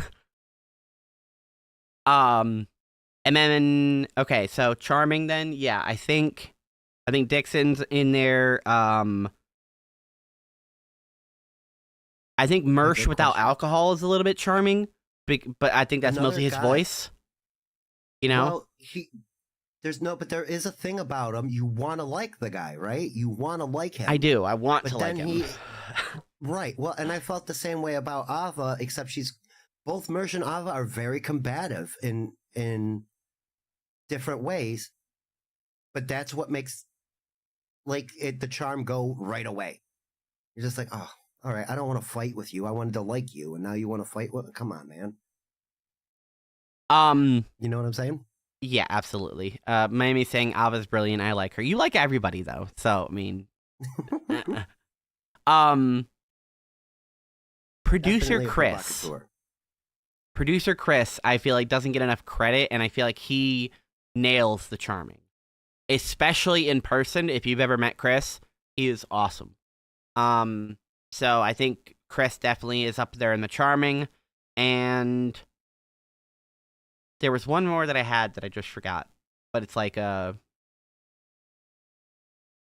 guess not important then. Yeah. So yeah, I agree with producer Chris. Yeah. Super He charming. makes me laugh. Yeah, and here's the thing. That's it. He's underrated. He sneaks in jokes. He says things, that gets you to laugh. He's but a then it fucking gets passed sniper. over. Right, because Carl's a pro. He runs a show. He moves from one subject to another, and like you said, Chris will get that snipe joke in, and he's just like, ha ha ha, good one. And then the next thing. And then, you know what I mean? So, yeah, it gets, I don't want to say glossed over. It is how it works, but it really, it's hilarious. I want to be molested. Yeah, that's a great drop. I need to get more Chris drops. That's exactly. And you know who else has got, let me bring one up. I got one for myself. Doug Nelson. Probably not considered one of the more handsome guys, even though he looks exactly like, something Oliver. I can't. Yeah, remember his because name. that's because you're over the age of 19. But I'm. But yeah, and he No, but he's Kumiya good. is charming. Kumiya is very charming. Another one, yes. He can also immediately rub that charm off, though. He's interesting in that way. He can charm you, and then immediately right after, you're like, okay. Here's the thing: that Kumiya could be the answer to two of those three questions. He could be considered the creepiest guy, and he can be considered a charming guy. Right? Like he is riding that board. Do you believe in borderlines? Because that's one of them. He's on creepy, charming borderline. Play the Doug Nelson drop, whatever you were talking about. I have a Doug Nelson drop. I have a couple. You said I'm out. you said you did something for yourself, and then you said Doug Nelson, and then like you didn't finish that thought. Oh no, I was thinking about it for myself. I think he's one of the charming. That's like the. I was thinking of the answers for myself. Because he seems like a really nice, well-spoken, charming dude. He's artistic and creative. And again, with like you said, with Mersh, the voice, like you want to listen to him. Because of the way he speaks and his cadence, it's nice. Also owned Karmic, so he gets extra brownie points from me. Yeah, but that's really easy. But still, points for him. Right, so the last bit of topic that I want to cover is, let's see. Thank you, Deb. Okay, yeah, You're so charming. stuff that I'm going to get up to. That's the last thing. So coming up, I was supposed to do it yesterday, but I didn't. So likely tonight after WATP, if nothing more important is going on, I'm going to start Siphon Filter. It is a PlayStation 1 game. I know nothing about it other than the name, and I've seen maybe 30 seconds of the intro. So I have no clue about the game. It was suggested to me by Tony from Hack the Movies, and him and I are going to cover it hopefully at around the end of February. During February, I'm also going to be covering God of War, different of War. God of War 4, which is the reboot, just God of War, came out in 2016, 2018? 2018. And then followed up by Thor Ragnarok. I've not played any of the God of War because I never owned a PlayStation before. I own a PlayStation 5 now, and I have yet to do a single thing with it. I bought it just so I could have it for GTA 6 when it comes out at the end of this year. I had the money at the time, and I didn't think I would have the money at the end of the year, so I just bought the PlayStation while I could. So it's sitting here it's basically earmarked, waiting for GTA 6. I plan on buying the disc version of it, the physical version, because I bought the disc drive version of the PlayStation, and I'm just going to slot the disc in there, so it's literally always ready to go at all times. and it'll free up the hard drive for other games that I will install.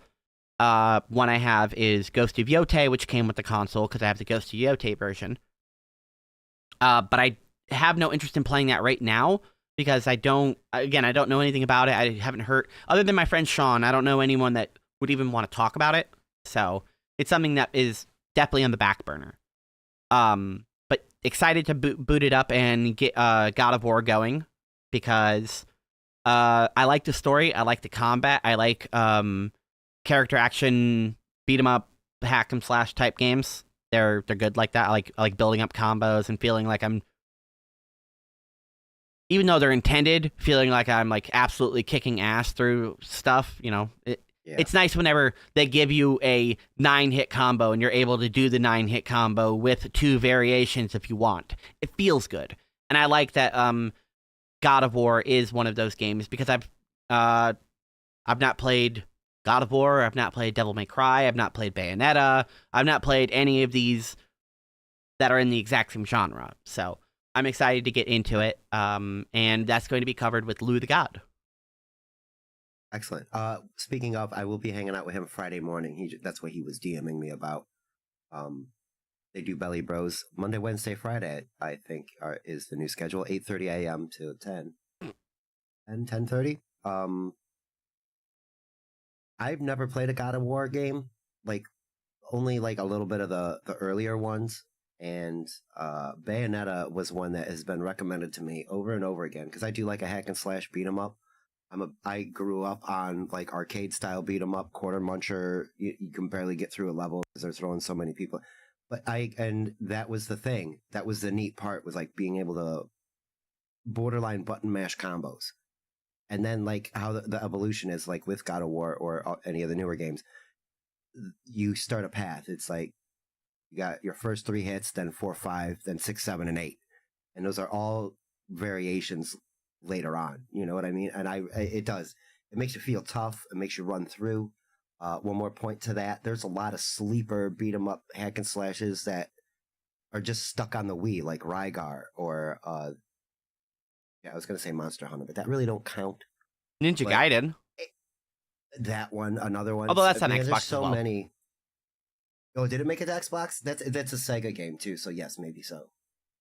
Mr. But yeah, Blue Sky there's, asking, have I played Red Dead Redemption 2? It's like you don't follow my channel. You should subscribe to my YouTube channel that you're watching this on, and the answer is yes. The problem is I can't stream it anymore because Doing video. it's very badly optimized while streaming.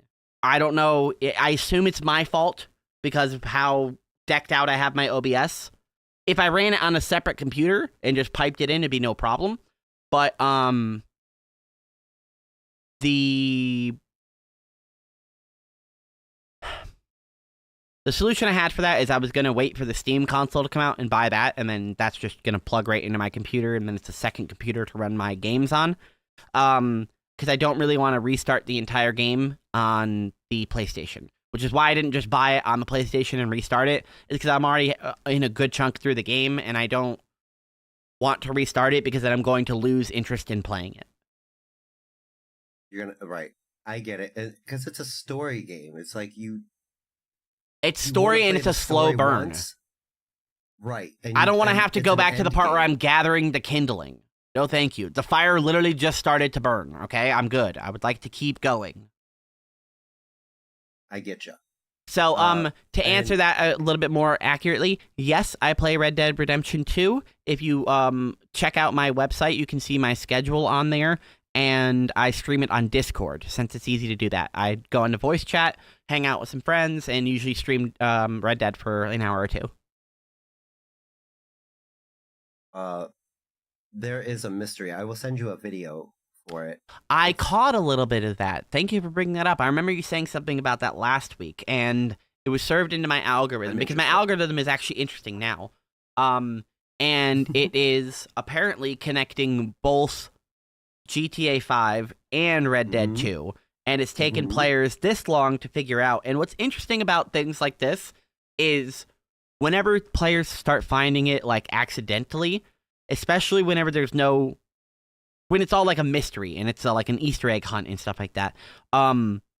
it's very possible to walk into the middle of it and then realize that there's a trail going that way, and you're like, okay.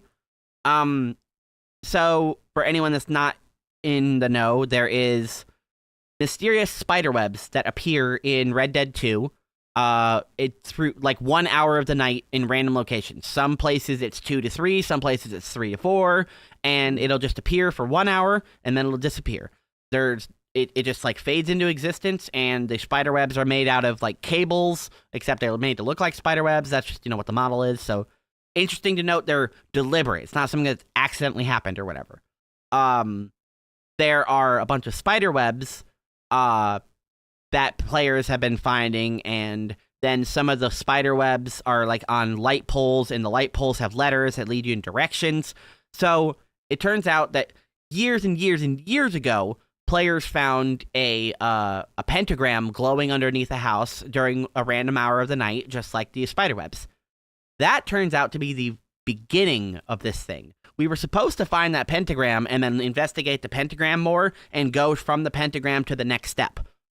Because it's really well hidden, we, the player base, just didn't. We found the spider webs, which are like second, third, maybe even fourth step in this mystery, and then directions going into like step 7, 8, and 9, and we still don't know the beginning to really get us all the way to the next parts. So we're getting closer to the end than we are to the beginning of this. It's very strange in that way. There's a few people who put it all together chronologically. I have my headphones. Go ahead and keep talking though. It's explained how it was found chronologically. Then it's explained how it is supposed to have gone, like you just said, chronologically. Like you're supposed to go to the pentagram, then you go to the 5 points of the pentagram, lead to 5 more clues and outhouses and blah blah blah. And then you go here, and then you get to the light poles, and then you find, and then you're shooting the feathers down. And somebody else also found an anomalous thing that happens where time stops depending on the direction you're traveling in, which is very interesting to me. His theory is that there is a maze that's invisible. So when I think the theory that I was watching was because there's feathers, and you got to shoot down each feather. And like you said, each web appears with the feather at certain hours of the night, and with the time stoppage, and it changes depending on which direction you're running in. It slows and stops in one direction, but picks up speed in the other. And then once you leave the area, like a circumference circled area, it just flows normally again. It goes back to normal. Another tangent real quick. Have we played Cyberpunk 2077? Snake has, and he's recently started it again, because during the summer, I'm going to force myself to finally play it. I've played a very good chunk of it multiple times, but because of the old hardware of my old computer kept having problems and kept having to stop the game. So now that I have a new computer, new graphics card, like, I have not played it on my new hardware at all. So I know my new hardware is going to be no problem. And same thing with Red Dead. If it's badly optimized, I just won't stream it. I've come to that decision that I don't have to stream every game that I want to stream. Right. It's the other way around for me. I want to start. I haven't played that much of Cyberpunk. I just reinstalled it, and updated my save file and my character. I had to get firmware updates for all of the Cyberpunk or my cyberware. I had to go see the Ripper Dot. What it did was I think it changed some of the back end rules. You had to respec your character after an update, blah blah blah. It was one of those things. I had to redo all my stuff, and the way that the like you can't just overpower yourself now. They put a meter in. Your body can only handle so much cybernetics without now. cheating. Yeah. Right, exactly. But in the first earlier post 2.0 patches, you could just throw whatever. You go to the Ripper Dock, you got the money, you can put whatever in your body. So I was super overpowered. I could like quick hack everybody's synapses and blah blah, just blow everybody's brains out. It became almost unfun, and that's kind of why I quit playing in the end game. There was nothing else to do. And yes, it's much better now. I have not played not Sons of Liberty, Phantom Uh, Liberty. Phantom Liberty. Thank you. I haven't played any of that yet. There's 2 new missions on my list, and I want to play through the main story again because I don't remember any of it. Yeah, it is definitely on the list of games to beat and cover this year. I specifically have it slated for June. Might try to start it before then, depending on what I get out of the way sooner and later, but the next game that you and I are going to cover is Dishonored, but we still got to finish Grounded. Yes. Back to the mystery, though. As I mentioned, this does somehow lead into both games. So if anyone's familiar with GTA 5, they are probably familiar with the Mount Chiliad mystery. The Mount Chiliad mystery is basically nothing, unfortunately. It was going to be something, and then they're like, never mind. And then they just never put the rest of the mystery in the game. They set the beginning of it up, and then they're like, whatever, who cares? They focused online. They did. However, something that is, if you boot up your 360 copy of the game from 2013, there is something in there. Right near the Mount Chiliad mystery, there is another one of these spider webs. So it turns out the spider webs are also in GTA 5. What that means, we have no idea. But it has been confirmed and recently found that it is the same type of spider web, and it 100% can't be an accident because GTA 5 came out in 13, and and Red Dead came out in 2017. So it's 4 Right, years between them and different teams or whatever. So it's definitely on purpose. It's not just, oh, okay, cool, let's just make a spider web here. Oh, you know what? That's actually a good idea. I liked how I did that. Let me put it in Red Dead as a mystery. No. There's no way. And you just played the mission. I was we were hanging out in Discord and I was watching you play, and you came up on that house. And I think I went to sleep afterwards, but there was that guy that was wearing a sweater. Do you remember? He was wearing like a blue-ish sweater. Maybe. With a collared shirt underneath.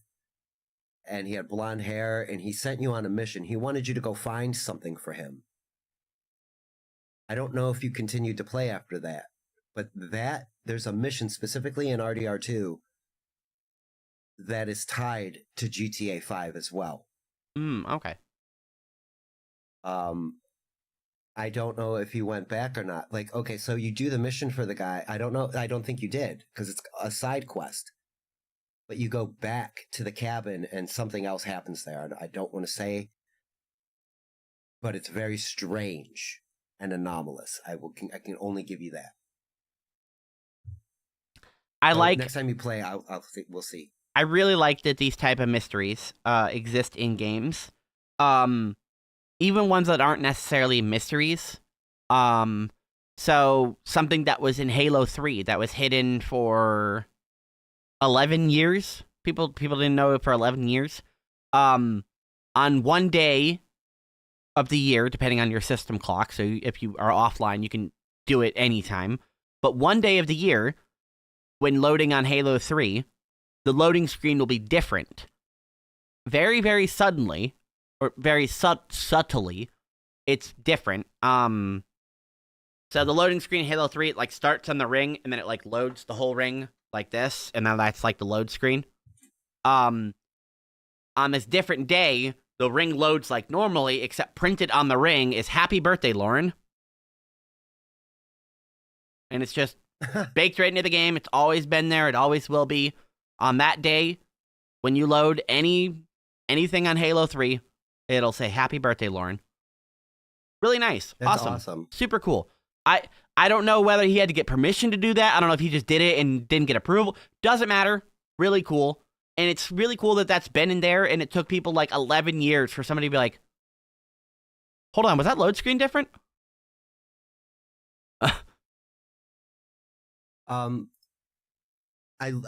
There's a channel called Oddheader, ODDHEAD. I was just recommended him a couple days ago. I've been watching his channel for years now. I bought the makeshift plushie. I got my little question mark head CRT guy upstairs.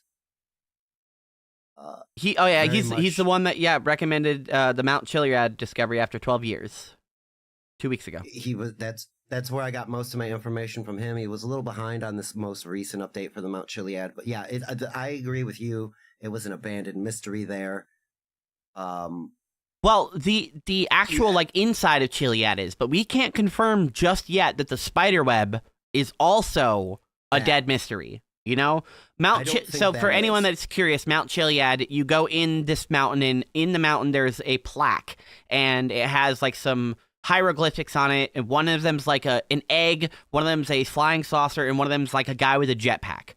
Those were Jetpack, supposed to be yeah. DLCs that were just never released to online. There was one supposed to be for Trevor, one supposed to be for Michael, and one supposed to be for Franklin, which is the three Makes symbols respectively. Each of them is going to have a DLC, and there are still clues throughout the map to tell you kind of what they are. The most prevalent one is the alien one.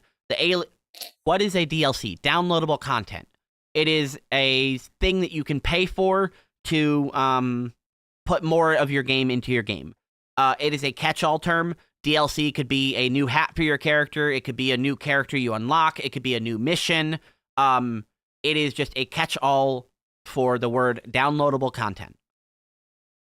They used to be called they used to have like weapon packs, skin packs. You used to have expansions. You used to have map packs. That's what. But all of that is just now under the term DLC because it becomes so blurred at some point where at some point you would pay $10 and it's like, okay, you get 3 new maps, 10 gun skins, and double XP for a week. If you buy this, Right. if it's like, okay, I mean, I'll take 3 new maps. If you don't buy the 3 new maps, you can still play the game. You just can't play on the 3 new maps, obviously. Now it's like, okay, pay $20 and you get 1 map.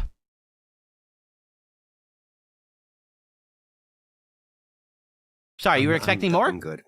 Oh, fuck you. Yeah, so and then on top of that, it's a $19.99 skin, and then the weapon pack is only 1 weapon, and it only works for 1 type of gun, and it's $10. So it used to be better, and everything had like different names, and you could tell the difference between what an expansion was and a map pack. That doesn't matter anymore. So everything's a DLC. Right. It was expansion pack when I was a kid. Like you would get Diablo, and then like 6 months later, you can get the Diablo expansion, Hellfire, or whatever it was called. You know what I mean? Adds Same thing 30 with new Quake. weapons, 10 new levels. You know. It was basically the same game with a bunch new shit. Exactly. and- Money. Now, give it. The subscription Supertip.gg/Annie. Nobody's giving me any money. No, it's fine. That's right. Come on, you pores, let's rally. Yeah, so those 3 were scrapped. No hype train? A lot of the content was pushed into the online mode, like the jetpack, a lot of the content was just scrapped, and then the stuff that wasn't was just put into online because they could make way more money doing that. The spiderweb thing, we have yet to confirm whether it's part of that. Never mind, we just don't care. We're going on to the next game. So that's still a mystery in and of itself. Is it still a mystery? I think it is to me. Until we figure out the next dead end, yes, it is still a mystery. And that's exciting because Grand Theft Auto 6 is coming out this year. Grand Theft Auto 5 has been out for 13 fucking years. And we just found something new in it. That's pretty cool. It's on PS3. I still have it for the PlayStation 3. It's wild. I have to say, honestly impressive. And same with Red Dead. That's almost been out for 10 years now. And people are like, oh, what could this be? And, I bet it's nothing. I bet it's just whatever. But the fact that it exists, somebody made it, somebody put it in there, and it was secret all this time. Can that be your first that's game? why- What, Red Dead? Yeah, Red Dead's surprisingly simple. And if you're not good at shooting, if you're not like good at aiming and shooting, the game has like cowboy mode where time slows down and you just point your gun at people and it shoots for you. So Oh, GTA 6. If GTA 6 is as hard as GTA 5, it's fine. There's going to be some missions where you probably get stuck because enemies are going to kill you a lot, but there's nothing wrong with just using cheat codes. And Grand Theft Auto games always have cheat codes, so. One of the few franchises that kind of keep it built in. You know, I miss just being able to cheat. Yeah, unlimited health, unlock infinite ammo, give me all guns, God, spawn a like, tank. Yeah, all guns. IDDQD, IDKFA. We want to keep those were like for Doom. I still remember the one for Turok 2, Seeds of Evil. All one word. Beware, oblivion is at hand. Oh, jeez. Glittering prizes for Warcraft 2, Tides of whatever the thing. Yeah, that's. I enjoy a good mystery. I enjoy a good find. I like people who like with the Halo one that you mentioned, where it's got to be on a specific day. Same with Undertale, you mentioned there's ones with specific days. Like if you're playing, you get Easter eggs. People find textures hidden in walls behind other things. You know, like oh yeah, really like yeah, in strange Unreal stuff. Tournament, there's a place you can clip into inside the wall, and it's just got the picture pretty fly for a white guy. Exactly. I've seen devs hide pictures of their pets. You know, In cat or your Halo dog 3 is as just well, a- there's a guy, a shirtless employee doing. It's hilarious. You get bored at work, so you do shit. You know, so And then you hide Gotta it in a keep game. And you're like, all right, I hope my boss doesn't find out. Fortunately, that's most it. corporate bosses are just bosses, and they're not actually devs as well. yeah, they're corporate drones. They just kind of. Did you get all your work done? Did you compile that today? Did you complete the spreadsheet? Or have you worked 90 hours? The cover on your TPS. Oh, okay. Well, you got to get up with that. Is it an app, Mr. Blue Sky? We could probably just download Red Dead Redemption on your iPad. Probably just right on the App Store.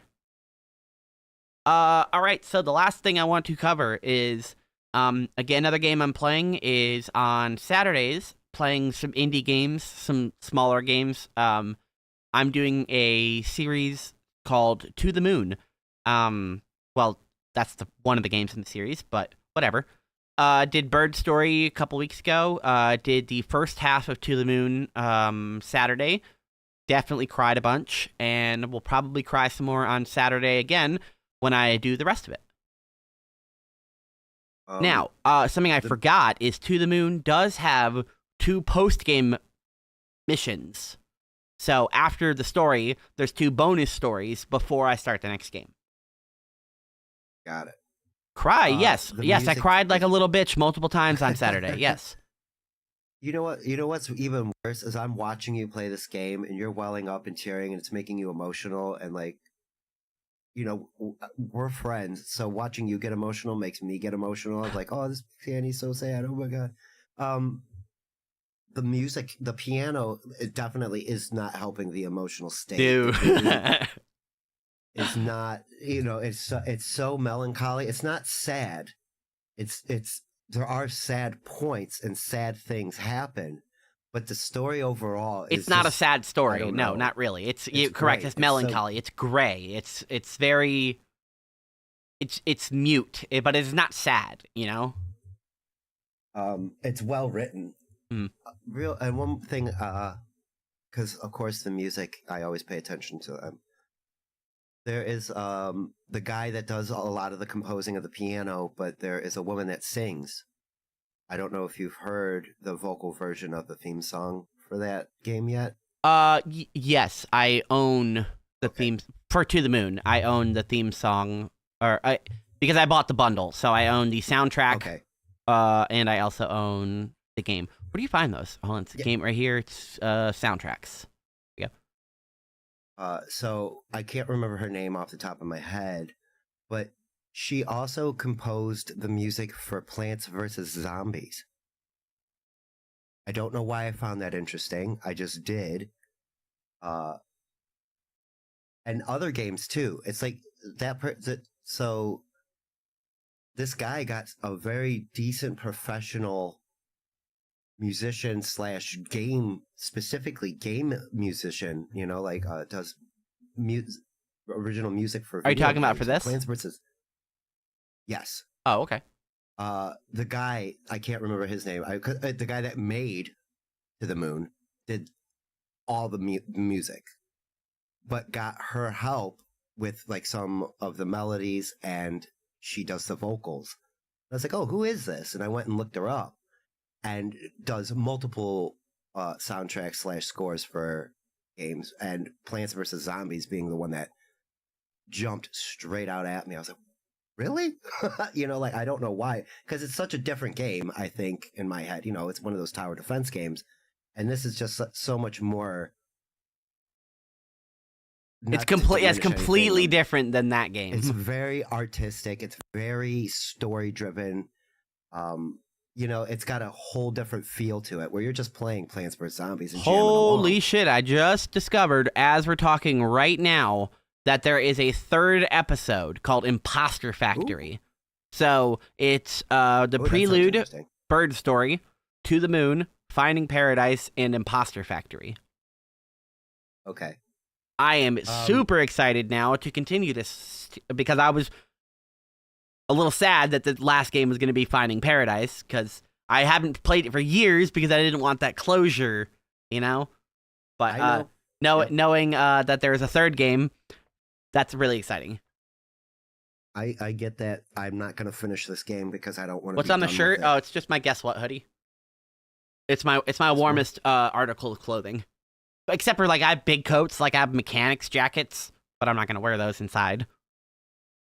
So I don't know if my mom told you, but she's like knitting you something, Yes. crocheting you something. That's why she wants me to send it to you. You're wearing your scarf now. You would be able to wrap yourself. Guess what? Chicken butt. Yeah, it's a great hoodie. I haven't heard that in so long. Sometimes when I'm out wearing this, people will ask me, guess what? I'm like, They point right at you, right? yeah, it's like, you're hilarious. I know I'm wearing this. Am I going to play Wearing the Expedition shirt, 33? I don't know. It won like every award in the entire universe, but I've literally never seen one single screenshot, one review. I've never seen anyone play it. I've never heard anyone talk about it. Like, it has 0 word of mouth, but it has every award ever. It screams like industry plant shit, and nobody has told me that it's worth even looking at the store page. I've never heard of it. I'm not. Claire I rely on, Obscures, like you said. Expedition 33. It literally won like every award this year. Uh, Last I year? rely on word of mouth, and if I don't hear last year. about it, if I don't see somebody tweet about it, if it doesn't pop up in my YouTube, if it doesn't show up in the places I'm at on Reddit, I don't know. I wouldn't have known about that driving game that you played last night. I really like that. I've never really got into. I like the concept of that second one that you played. Yeah, where me you too. are doing mechanics and maintaining the car and upgrading it and getting new tech, and have I no like idea inventory you said, management. it depends on the inventory. I don't like it in Resident Evil. I never did like that style. I think it's the anxiety that comes with that style of inventory management. that That's bothers me. different. That's more resource management. You're not really managing an inventory because you don't have an inventory. You Good only point. have a couple of resources. Very good point. Yes, Don't you're really right. like those. I will agree with you. When I feel like, okay, I've got 3 bullets for the entire game. Okay, so there's gonna be 2 enemies I'm gonna want to shoot, and I might need to kill myself. Right, exactly. I'm not. Oof. Yeah, so Uh, I don't like when I'm that constrained. Where I'm okay. I also Do I like- craft 2 arrows or do I get a health pack? Yes, I know. That's yeah. Dead Space was a little bit like that. I like watching you play these games for that same reason, though. Like I do like learning, watching other people play games. Same with troubleshooting. Like the other day, I know we were like, "Oh, the teamwork makes the dream work." I learned a bit, and that always makes me happy. Aren't those called passenger princesses? Is there a role for someone who just goes on the ride? Not an NPC though. Passenger princess? That's me. If you're talking about in the game, okay, the first game I played last night, it was like a top-down game where you get multiple people in your car and you like drive them around and stuff. So there yeah. is only NPCs in that game. And the second game I played, it seems like it's single player. So again, no passenger. My passenger seat is actually filled with a big computer, and the back seat I can't do anything with. I don't know what I'm doing with the back seat. I am a passenger, but technically not in game. I'm just kind of hanging out, and that's kind of what we're doing. Yeah, so if you want to hang out in Discord, Mammy, you know where to find me. If you see me on there, I'm usually probably playing something. You have no room for me in your life? No, I didn't say you couldn't fit in the trunk. Your tits aren't that big.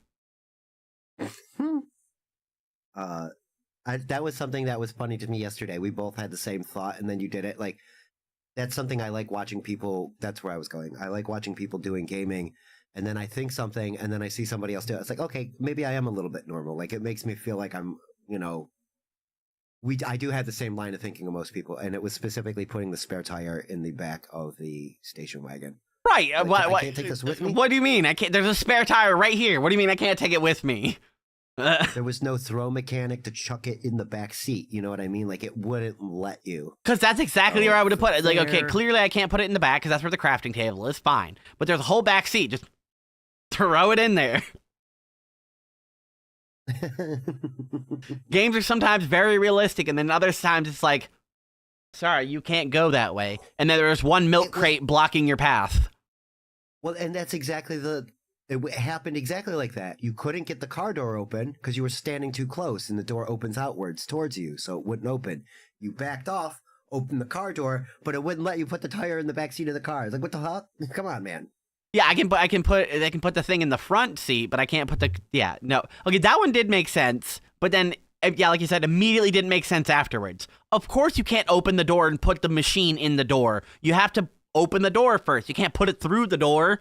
So you have to back up, open the door, sit it on the seat, close the door. Can't do the same thing with the tire. That would be insane. Is it Mr. Blue Sky's on it. Is it Pacific Rifts? No, it's Pacific Drive. Jason.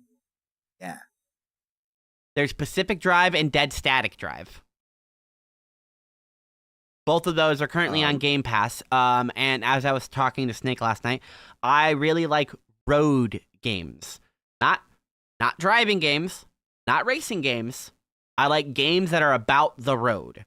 If it has a car and it's about driving, cool. If it's about traveling on the road, cool. If it's about hitchhiking, awesome.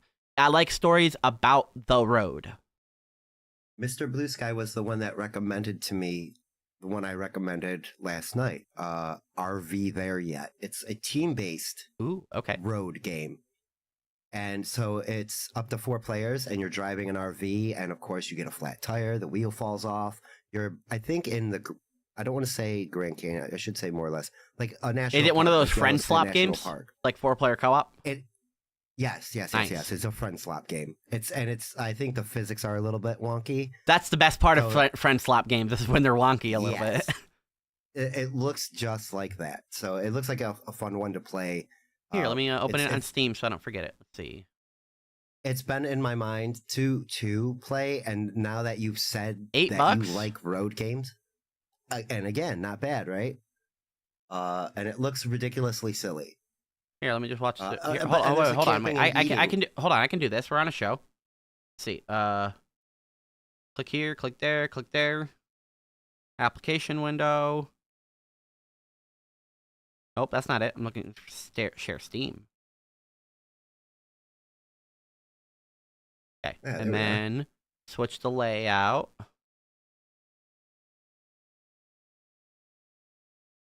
Where's the full screen layout? No, it says, I always forget it. What it's called? Screen layout? Yeah, that one. Yeah, next time you make fun of me on a Tuesday. My light's off. It doesn't matter if I turn my camera on or not. All right, you got one driver. You got I assume the navigator. You got people to check and build. Oh, you got to get things over. Oh, okay, this is. I'm in. Yeah. I'm in. Yeah. You see how the RV was going down that rock, though? Bonk, the physics are bonk, totally bonk. wonky with that. but there was, and I in this. Oh, it'll show this, you, this is, the yeah, this mirror, is like, it. I gotta Okay. help you back up and shit. Like you'll be watching me, like, all right, to the left, and you gotta like turn the wheel. Look at this, it's nuts. Oh fuck. We're gonna be yelling at each other. I know. Why did you do that?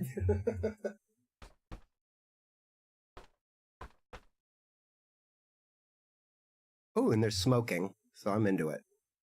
Yeah, there it is. What the That's made hell? it- That's You're going to get that's what that. sold me on it. That's what sold me on it was that little last clip of that view. I was like, oh, there's destinations. Like That's- they're gonna. Hopefully, that's nice. Hopefully, there's more. I can't wait to see some water, mountain ranges. All right. Well, I think you just successfully made Steam $16 at least. Yeah. Yes. Definitely gonna have to pick up that and schedule it in for. I mean, fuck, maybe even Monday night. That wouldn't be bad. And in fact, I wouldn't mind skipping a game night to stream that on my channel on a Monday. Or what you can do is do a couple game stream or a couple games, and then be like, all right, now we're gonna do something different, and we're gonna mix it up and put it into this game. So that way you already I've have an been adding audience, you know. GeoGuessr. Yeah. I've been adding GeoGuessr to the end of the streams lately, so it's been a couple of Wheel of Fortune, Family Feud, and then trying to guess what country we're in. Mr. Blue Sky Pretty saying we pretty should do a stream together. You know where to find me. You know how to reach out to me. I would be happy to. And I want to bust his chops too, because I never talk to Mr. Blue Sky except in like chats and stuff. Mm. He DMs me music all the time, and I'm always so thankful. So double thank you for that, Mr. Blue Sky. And I was lurking on a stream where you were playing Red Dead, and it was this, and I was watching technically as well, Annie. Like, why is it working so well for Mr. Blue Sky? Because he was playing it and he didn't have any problems. He's probably. at the same I'm going time. to assume, just making a quick assumption, he's not playing on ultra wide 1440p. He's probably Number just playing one, at and number 1080p two- on a regular monitor, which is probably Number perfectly two, fine. Like you said, the bells and whistles on OBS also don't help. It was basically just him streaming the game. It was If I made a a layout of simple literally just the stream. game and my Simple camera, layout, it there you probably would work, but I don't know. Because like I said, I stream the game at max quality on my fancy monitor, so whatever. Fix it, Rockstar. Is there any other things you want to cover as we are running kind of long? Not really. Did we talk about the cat? I may have been out of the room or on the phone. Okay, my cat, no. So my cat has like some Makes sort of sense, right? skin condition or whatever. I don't know what it is, but he gets itchy, and he got really itchy and licked a Osiris. like bald spot. Yes, Osiris is the name of my cat, which I believe somebody thought was a dog yesterday. No. I think it was during the book podcast. I think somebody was thinking it was a dog sitting back there. Yeah, well, see, I don't know. I blame my OBS then, like I said. I did see the cone the one day, and that was why I'm interested. And so you were explaining. Skin condition. She licked a bald spot, or he Ye- licked a bald spot. Sorry. Yeah, so he looked like a bald spot on it, and then, like, you know, because it's just skin irritation, and as the fur is growing back, or dry skin, he just keeps licking it open and open and open. And I had given him like a week and a half to like handle it himself, because a lot of things that, you know, animals handle themselves, because animals aren't stupid, you know, typically. Yeah, well, they know how to take care of They're themselves. dumb, for the but most they're not part. stupid, you know. And you as a person can recognize when something's topical or needs to be addressed, or an injury like a broken paw, or you know what I mean, like a maiming style injury that they need some type of intervention. Or an allergy. It could be an allergy sometimes, and we don't know because cats can't speak, dogs can't speak. I had a bulldog who I was giving cheaper food to, and he started itching a lot. And I'm like, what the hell's going on? Why do you got so much dander? Is it because I needed to spend $10 more and get him a better, more natural he was allergic to grain. Like I couldn't feed him like rice and corn based. Hmm. He needed regular, real food. So I was curious to find out what was wrong with Osiris. I don't know specifically because I haven't taken him to like a vet or a specialist or Okay. anything like that. So I just got him the cone. So first of all, so we can get it healed, and then once it stops being an open wound constantly, then I can figure out that one problem at a time. I need Right, it to be okay. closed and healed before I can start rubbing shit on it. Yes, triple antibiotic I think is probably recommended. But look into it. Don't listen to me. Right. Yeah. So unfortunately, I had to put him in a cone, which he's adjusted to really fast. Like he's fine with it mostly. He doesn't walk around as much because he doesn't like to bump his head on shit. So he's just kind of like chilling for the most part, which is good because it makes it easier for him to. Is Ghost of Yote good? I don't know. As I said, the only person I know that's even talked about it is my friend Sean. He said it was super good. He liked it, but he likes everything. So, Sort of my problem too. no, I mean not in a bad way. Like he just likes things, which is a good part of his personality. Well, I'm it's sure not that if he likes I everything, played Yote or it's being able Tsushima. to find the good. Yeah, but it's being able to find the good in everything. It's like, okay, that part of this thing sucks, but this is what's good about it. Like you said, it's a personality trait. Being able to see positive and being optimistic. I gotta develop it. Oh, like okay, then if you liked Ghost of Tsushima, then you will like Ghost of Yote because it's just more of that game. And according to Sean, you don't even need to play the first game. It's a continuation, but a standalone. So you don't need to know the first character. You don't need to know the first event. You don't need to know any of that. It helps. It's supplemental. It's cool if you do, but it's totally irrelevant. So that's good to know because it's the same reason I'm not going to play Red Dead 1. I'm not going to play the first game if the second game is better.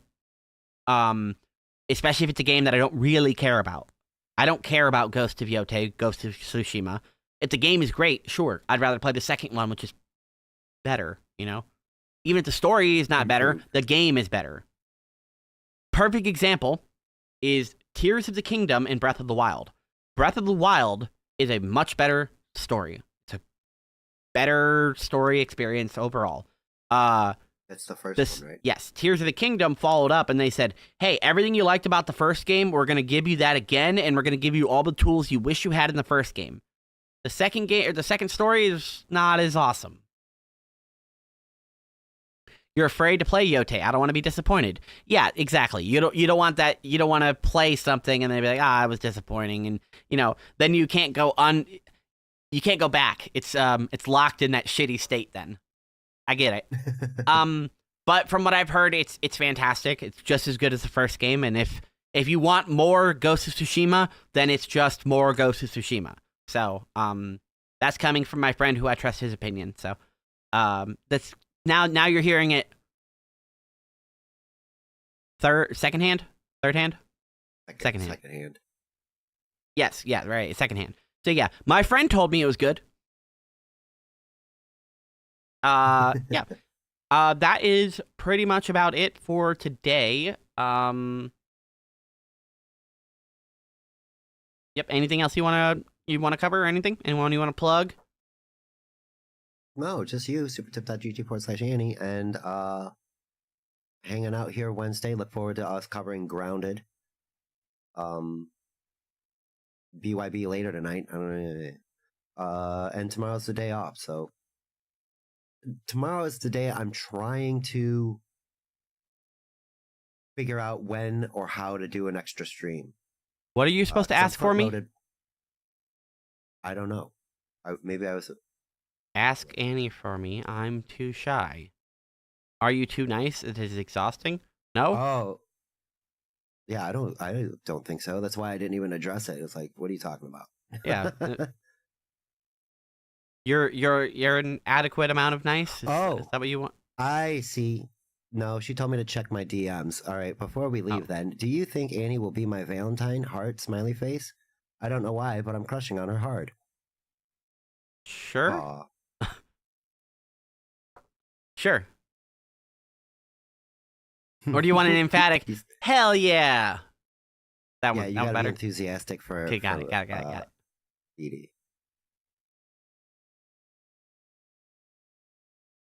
Why read it? Of course I'm gonna read it. You just said it right there. You said it. You said it as I was reading it.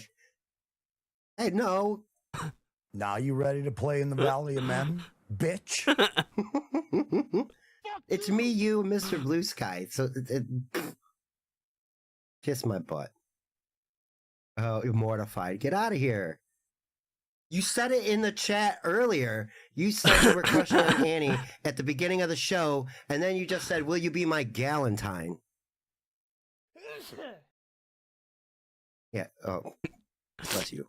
Yes. Yeah, the Sure. answer is Yes. Nobody's gonna say no to you. I'm God, so insecure. This woman. Alrighty. Thank you so much, everyone, for love you guys. joining. If you want to support the show, you can go to supertip.gg/Annie. And if you don't want to do it financially, go just follow and like this this channel that you're on. Thank you very much, and until then, we'll see you next time.